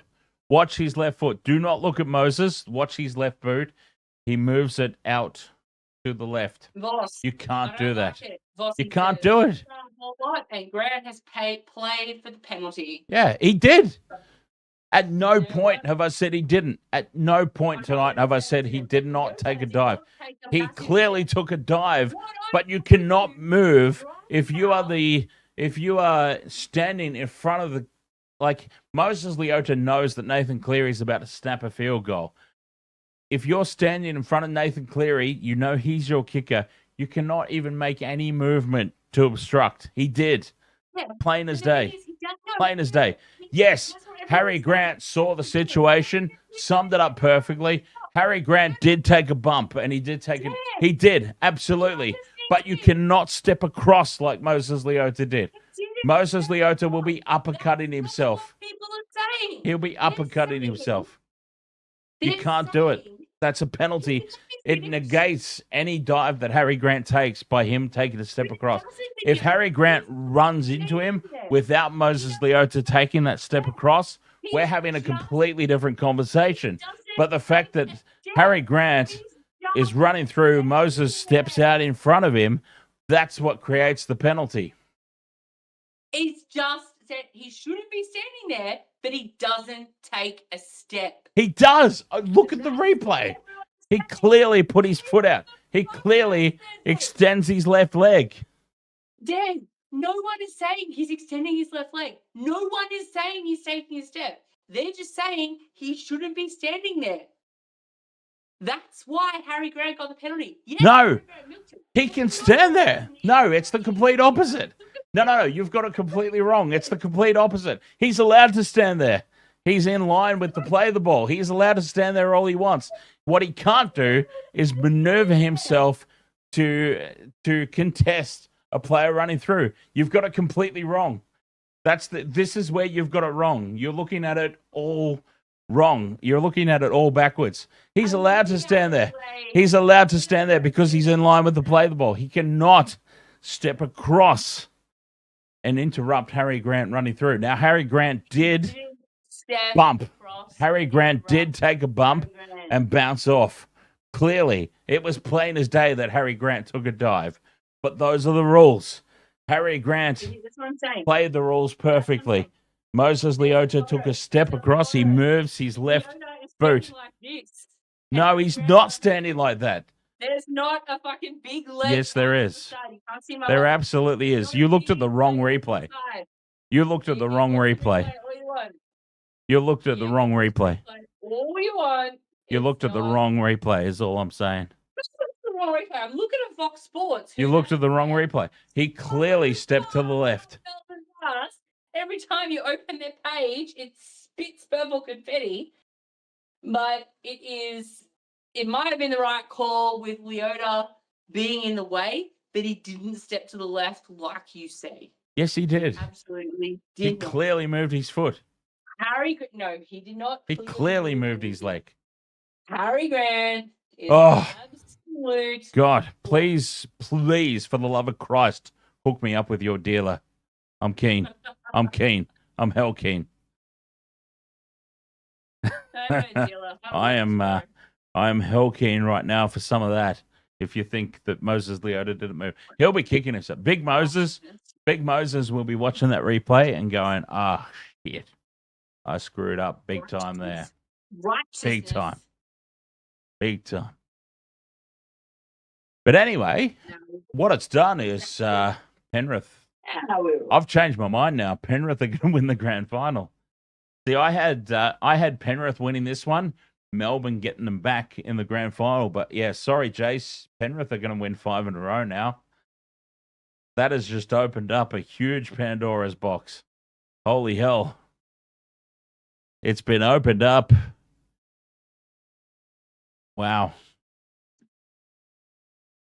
If anyone was smart enough to put money on Penrith last month when they were literally on the bottom of the table. Did you?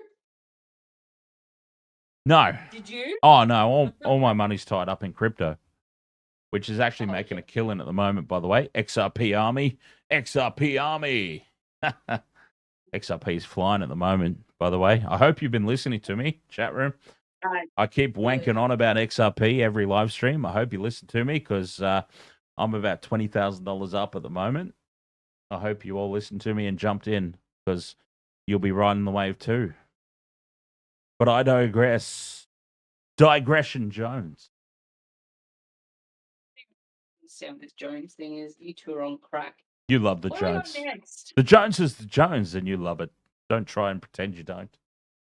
Pretend. I'll pretend. Who's next? Who we got next? Warriors, Dragons, Roosters, Bulldogs tomorrow. Who's next? Well, let me tell you something about Bill Goldberg. Let's talk about the Warriors, Dragons, Roosters, Bulldogs instead.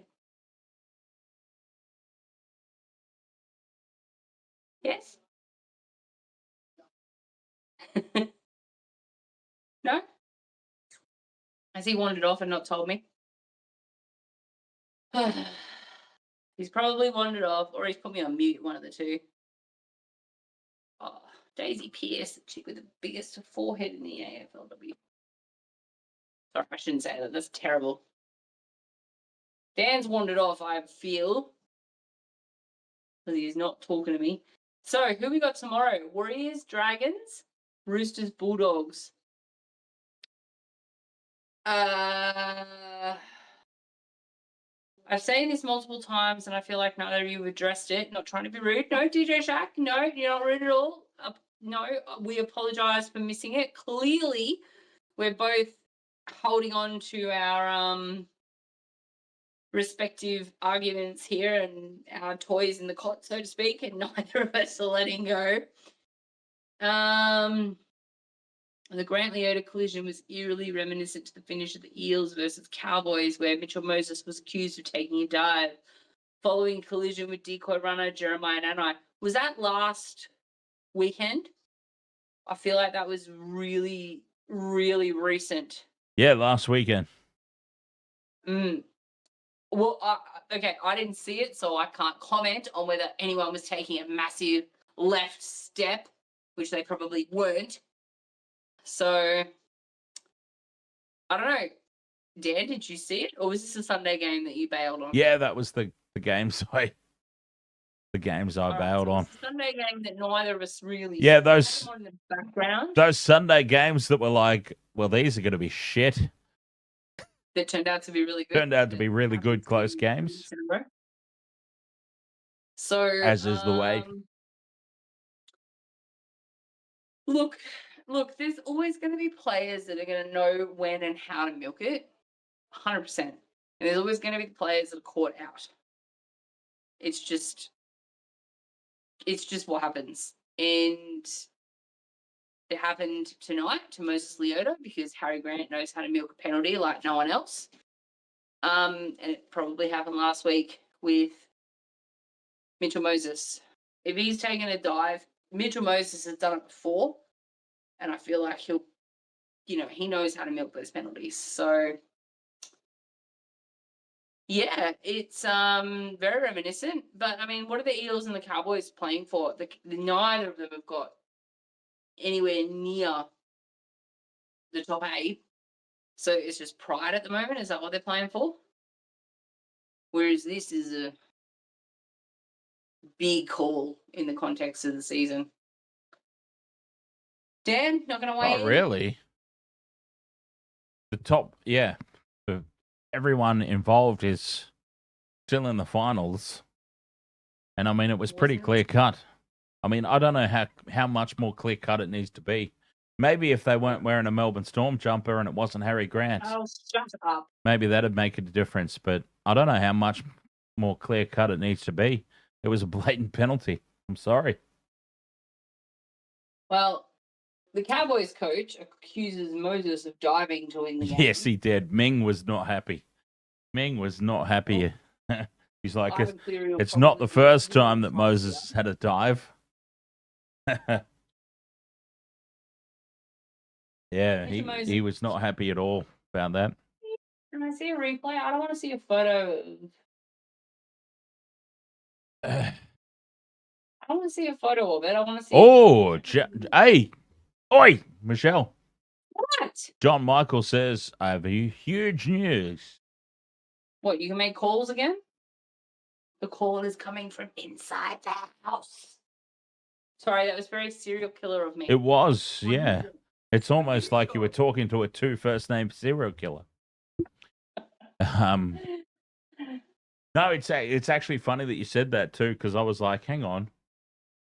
When John Michael was having the phone problems before, I was like, oh, I was about to say like, oh, here's my number, try calling me. But then I realized I would have been putting my phone number out there for everybody to know.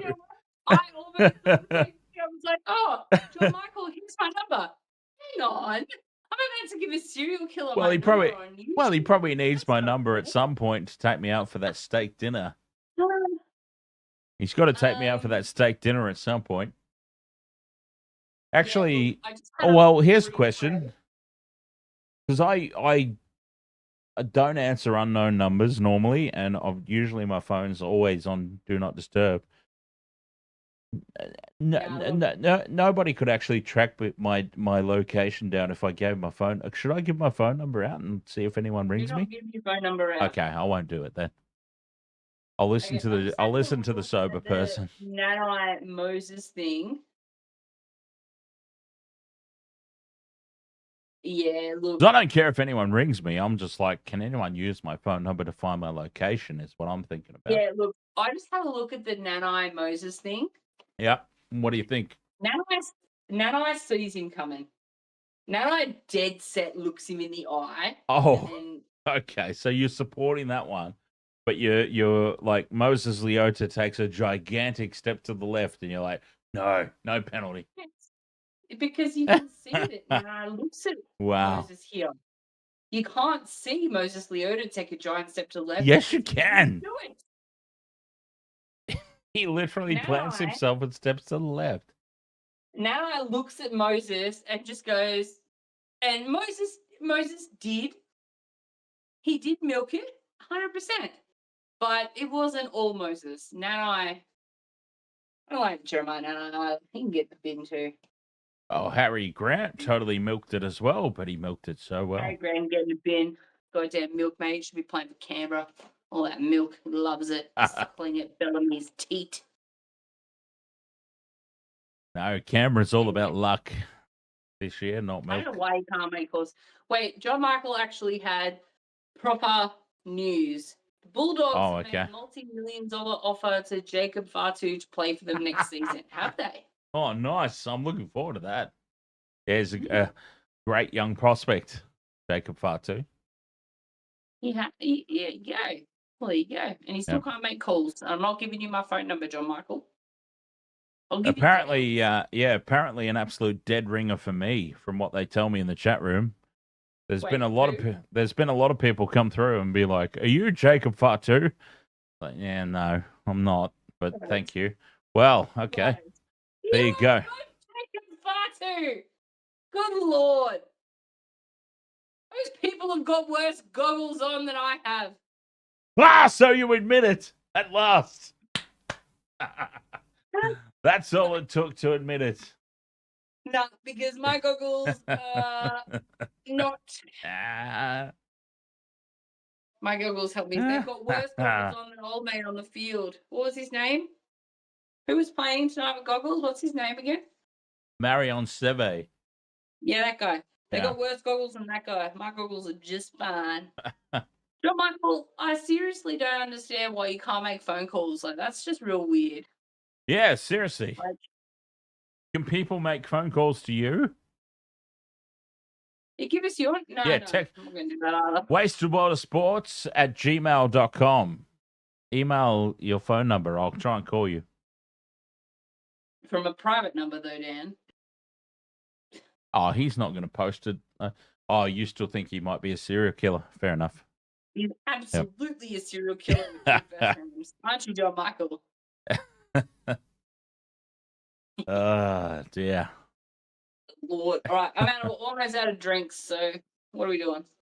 Are we doing the games tomorrow? Yeah. Well, I am. Warriors, Dragons? I don't think Roosters, there's Bulldogs? anyone involved tomorrow that you're like.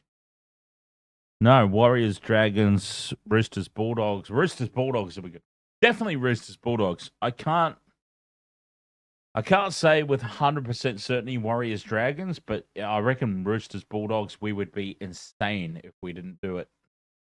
Yeah, I'm Great down game, Roosters, that one. Bulldogs, Great game, that one. 100%.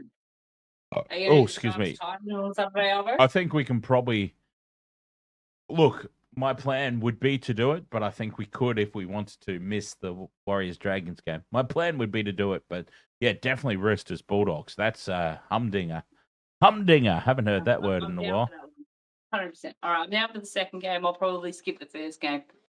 What about on Saturday? I'm definitely down for Broncos Dolphins. Wait, when do the Cats play? Just gotta quickly check my AFL. Is this the finals, or are they still in regular season? No, we got 2 weeks. Okay, We got 2 weeks. This round, next round, and then we got 2 a week weeks. off, and then we start finals. And the week we start finals in the AFL is the last round of the. Oh, okay. Yep. Yeah, so there'll be a week out. So we should be able to get some games in, Jace. So my team's sitting at second, and Jeremy Cameron's got 79 goals for the season. The last time a player kicked 100 goals in a season was Buddy Franklin, I believe. Oh, Jesus. I know that name. Yeah. Why do I know that name? Because he kicked 1,000 goals at the SCG and everyone swamped the field, and they were playing Geelong, funnily enough. Yeah, but why do I know that name? Players, so many people went onto the field from the grounds that players from the actual teams ended up outside the grounds on the road outside the Yeah, city. but why do I know that name? Find their way back in. There was like a half an hour delay on that game. So it was still going. The game was still going. This was just a milestone that was hit, and they're like, "Grr!" And so the game was still going. Oh yeah, the game was still going. Jeez. Okay. He lined up, kicked his one. So all these, he's the first. yeah. So all these people just flooded the ground and. Yeah, like they were waiting. Jeez. Okay. Yeah. They were waiting on the sideline. DJ Shaq says, "Gotta love Katoni Stagg's picky dig at the Dolphins." Yeah, it might come back to haunt him though, DJ Shaq, right? Might come back to haunt him. I do seriously think the Dolphins win that game. I really do. I really do. I've got to pick Brisbane now that I've learnt that Michelle's gone for the Dolphins because I'm trying to make up ground. But I really legitimately do think the Dolphins win that. Yeah. No, Buddy Franklin is probably the last player to ever kick 1,000 goals in the AFL. Hmm. And just based on the way the game's changed and things like that, he'll probably be the last player to ever do it. Yeah, right. But yeah, it was freaking crazy. Like, it was actually insane. There were people. They were sitting because it's like a folklore thing in the AFL. If something happens like that, everyone can rush the field, and there were people sitting on the barriers waiting for it. Every time he lined up for goal, they were waiting for it. And when he did it, that was it. And it was just a stampede, and people just raced to the middle, phones out, everything. He was lifted up, and players from his team, players from the Swans, and players from the Cats ended up being pushed out of the stadium onto the streets outside, and they're like walking around and they're playing here, going, "What the hell? We're outside the stadium. How the hell do we get back in? We need to play this football game." Like it was insane. So, yeah, pretty crazy. Let's see.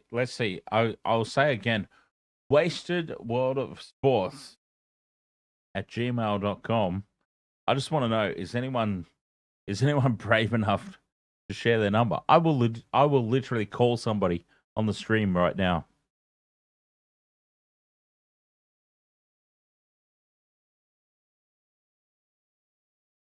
He's talk the talk, but can his team walk the walk? DJ Shack talking about Katoni Stags. Yeah, oh, that's a rough one. I'm sure I can send this to you, Dan. I'm sure it's a rough one, hey. That's a rough one. I had the Dolphins winning that one, but I've learnt tonight that Michelle's gone the Dolphins, so I might have to change my tip to the Broncos. You'll probably win now. It's a 50-50, I think. It's legitimately a 50-50.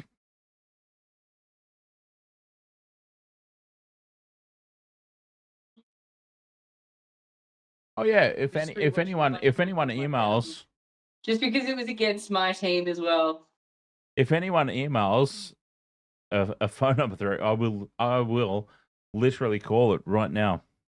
Someone's going to be a smartass, I know, and give me a number to like an Asian brothel. I swear I already have Asian stars saved in my quick phone list. So you think you're being funny, but oh yeah, it's on speed dial. You can see it. He's lined up to kick, and people sitting there with their legs over the thing, ready to just run and be a part of the moment. Yeah, they were ready for it, is why. Yeah. They were ready for it. And it was just, yeah, it was insane. Someone actually got knocked. It's funny because one of my players, the Cats player, Zach Tui, someone actually body checked him and went flying to the ground. Zach Tui's an Irishman, so he grew up playing Gaelic football. So right. Yeah. The real shit. Yeah. And he saw this guy go down, and he saw the guy's wallet pop out. So he actually grabbed this guy's wallet and chased him down to be like, "Mate, I've got your wallet." And the guy was like thinking he was going to chase him down to kill him because he body checked him. Yeah, so he kept running. He chased him down and be like, "I got your wallet." And then he gave him the guy's wallet and off he went. Because it was just the vision of the top of the field. Everyone at the Sydney Football Stadium and Buddy Franklin just trying to get a hold of the ball, for God's sake. He was just... Yeah. Oh, Buddy Franklin. I know that name. That's what we've been talking about for the last 10 minutes. Well, it's just dawned on me that I know that name. Buddy Franklin. Land Buddy Franklin. Yeah. Yeah, it was just crazy, and people just mobbed him, and there's phones going off. Anyway, I sent you a link because you can watch it on video. And it took like half an hour to get everyone off the ground and to finish it. There's only 5.5 minutes left in the game, for God's sake. They could have just called it off. There was no way the Cats were going to come back from 4. No, you can't call it off. You can't just stop a game because... Just end it now. You can't do that. You can't do that. I saw that there was actually some... Michelle, you would know this very well. There was a thing... I was scrolling through my stuff, and a video popped up of the unwritten rule of basketball, where Don't apparently body check me or I'll slam you in. no, not body check Jones. if you're like so many points up in the final quarter and there's only like a minute or something to go, like apparently you're not allowed to like break away and like dunk or score points or any shit. Like it came up, it was like a compilation of the unwritten rule of basketball. It's like if you're up by like, if you're comfortably ahead, the game's over, essentially, you can't score points. I'm watching it and going like, what is this bollocks? Of course you can. Of course you can still score points. This is nonsense. But like people were legitimately, the team that was getting annihilated were legitimately upset about it. Like the opposition putting points on them in the last 10 seconds. Like you play to the whistle, you. Take that to the team I played on Tuesday night. Yeah, play to the whistle, you idiots. I'd like to take that to the team that I played when I was in under 12s. There was 4 of us, and we played against a rep team, and they beat us 101-0. Wow. Yeah. That's a spanking. 4 of us in under 12s. 3 of us had never played basketball before, myself included.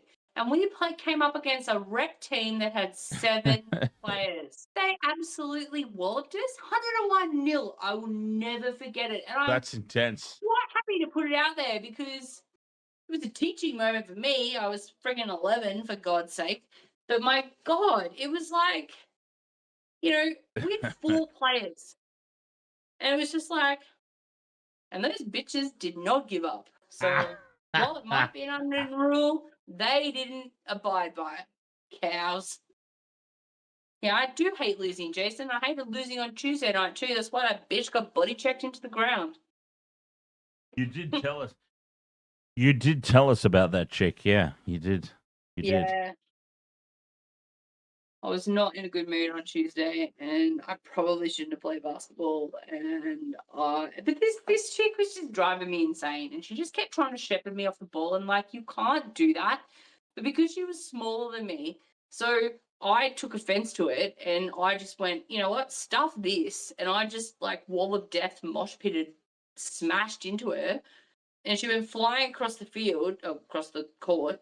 And so she got a tech and she got, free throws. But then I got the ball in a little bit later and I was going up against her in the keyway and she just kept trying to go on me. So I was just like, no, stuff this. And I just went down and came back up with my elbow and she went flying across the keyway. And they're like, you're off. And I was like, There's a minute and a half to go. So I literally had 0 chill at that point. We only had 5 players again, but there was 8 on the other team, and I was just like, you know what? We should have killed you guys. But whatever. We'll kill them in the next game, which will probably be in the finals. Yes, DJ Shaq, a body check is very similar to a shoulder charge. There was no way I was hugging that bitch to make it look like I was trying to tackle her with my arms. She was going down, and I was putting every ounce of energy behind my shoulder that I could. Yeah. Did you take a giant step to the left to drop the shoulder in, or? Didn't need to. She ran into my line. Funnily enough. Yeah, no, and those opponents, like DJ Shaq, I know that like rep girls, I've been a rep player myself, have been, you're taught to not lose, you're taught to not give up. But if you're a rep team playing just, casual basketball against an under 12 team, for God's sake, show some goddamn mercy. Oh, well, that is life, isn't it? I'm sure we've all been there. I'm sure we've all been beaten by a substantial amount and just thought, Jesus Christ, how do I have the will to live? Oh God, I've shared the story of young Dan with the second place trophy, but yeah, there was one time the team was just so shit. I remember jumping on the bus I was on the bus to go to inter-school sports this one day, and I was already on the bus. I've gone up and I've said to the coach, I said, yeah, look, I don't really want to play this anymore. I want to do another sport. He's like, oh, you've made a commitment. Like, you've chosen this sport. You've waited until you've got on the bus to go to the event to tell me this. Like, it would have been one thing if you said this during the week. Seek me out during the week and tell me this. You've waited until you get on the team bus to go to the event to tell me you don't want to do it anymore. No, go back to your seat. Like, oh, shit. We won that day too, funnily enough. Oh, well, that's good. Yeah. It was like the only time all year we won. Well, that's good. At least you got one win. Yep.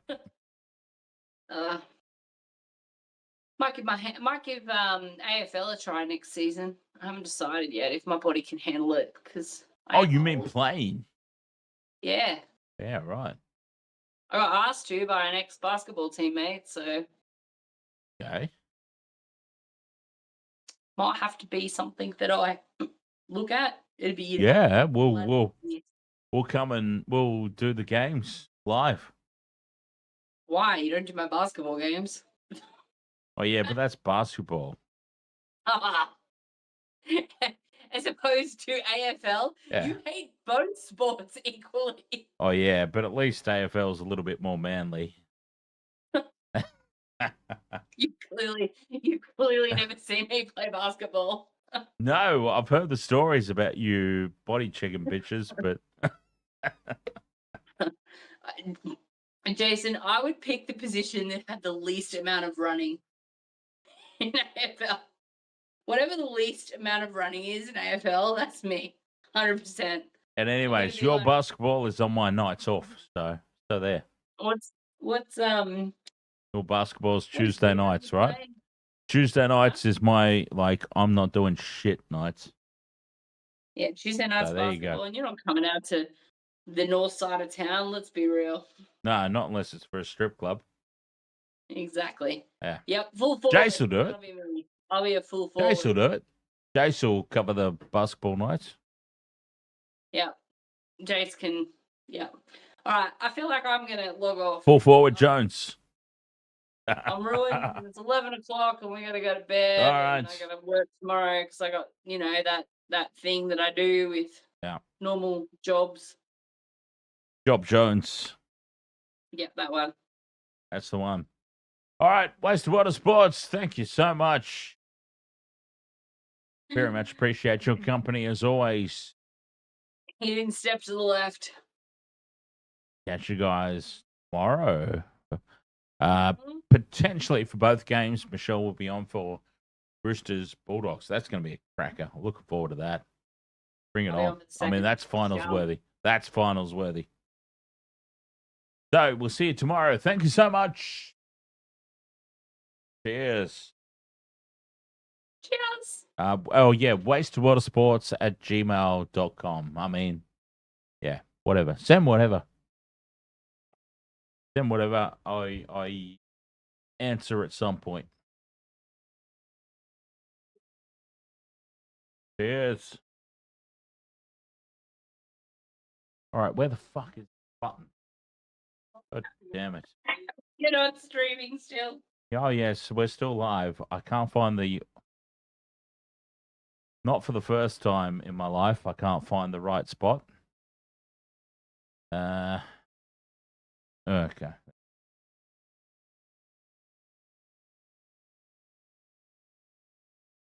All right.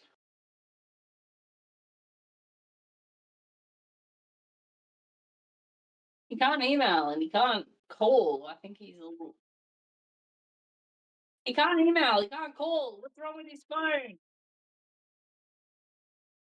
I know. I'm asking. What's wrong with his phone? John Michael, you can't email. You can't call. What's wrong with your phone?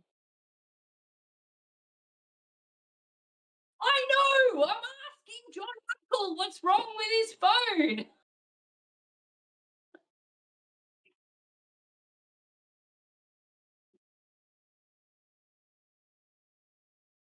Oh, I can't hear you.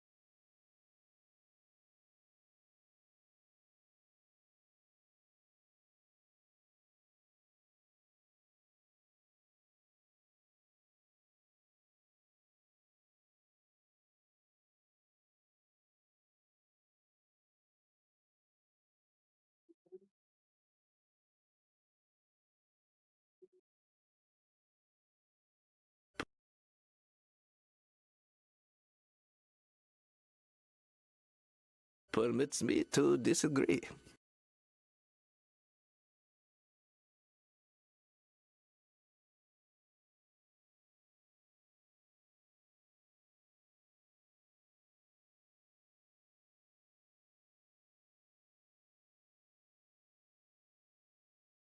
Cool.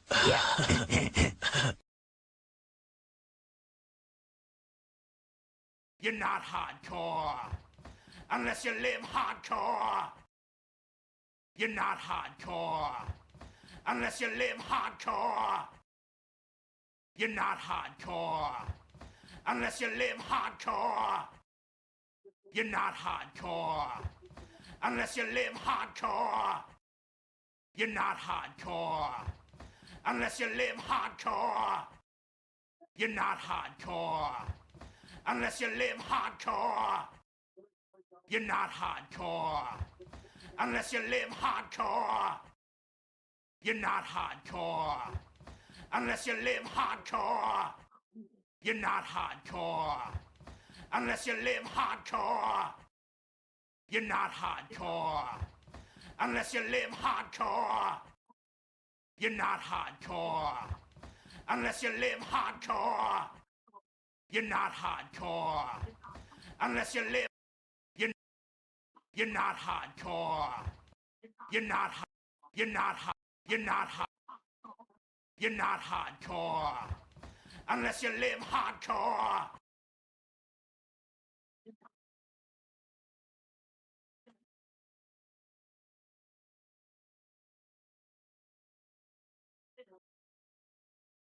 Dan.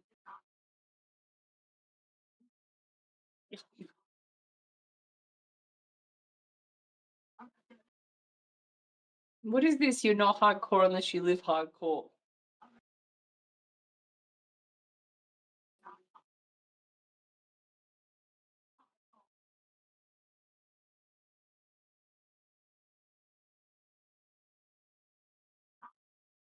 So why can they still hear me?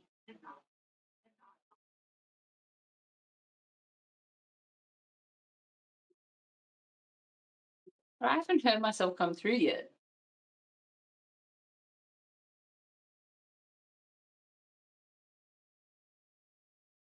Can they? Can they really? Or you just think they do? Wait.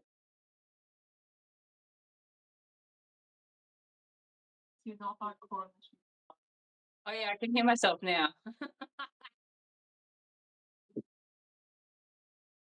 Crap, I better not talk shit about anyone. I'm like, You're Jason, not hey. hardcore unless you live hard.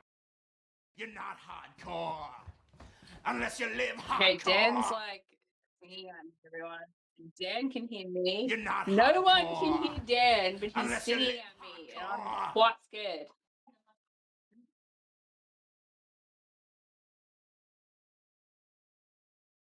John Michael, it's still here. Oh well, you can end my thingo then, can't you? All right. Well, I was going to chat to you, but I guess I can't talk to you.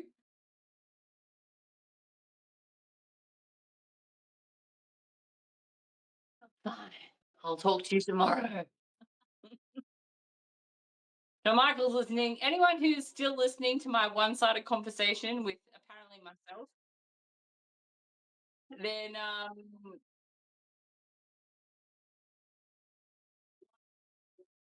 anyone who is still listening to this right now, tune back in 20 minutes for Intoxi Gamer. Actually, look, no, don't tune back in here. Go to Intoxi Gamer. So, not on this channel, go to Intoxi Gamer and have a chat with Dan on Intoxi Gamer. So INTOXI GAMER Intoxi Gamer. Go there, have a suss, have a chat to Dan, John Michael. We're not hardcore. We're not hardcore, are we, John? We're softcore. That's kind of weird. We don't live hardcore. Well, I'm going to go because Dan's just left me here sounding like I'm talking to myself, so that's always fun. Y'all have fun on the Intoxicator stream, and I will see y'all tomorrow for that game that's at 8 that I can't remember already. The Roosters? Who are the Roosters playing? The Roosters and the Bulldogs. Should be a cracker. We've talked it up, so it's going to be an absolute fizzer. All right. I'm going to hang up from you, Dan. Goodbye.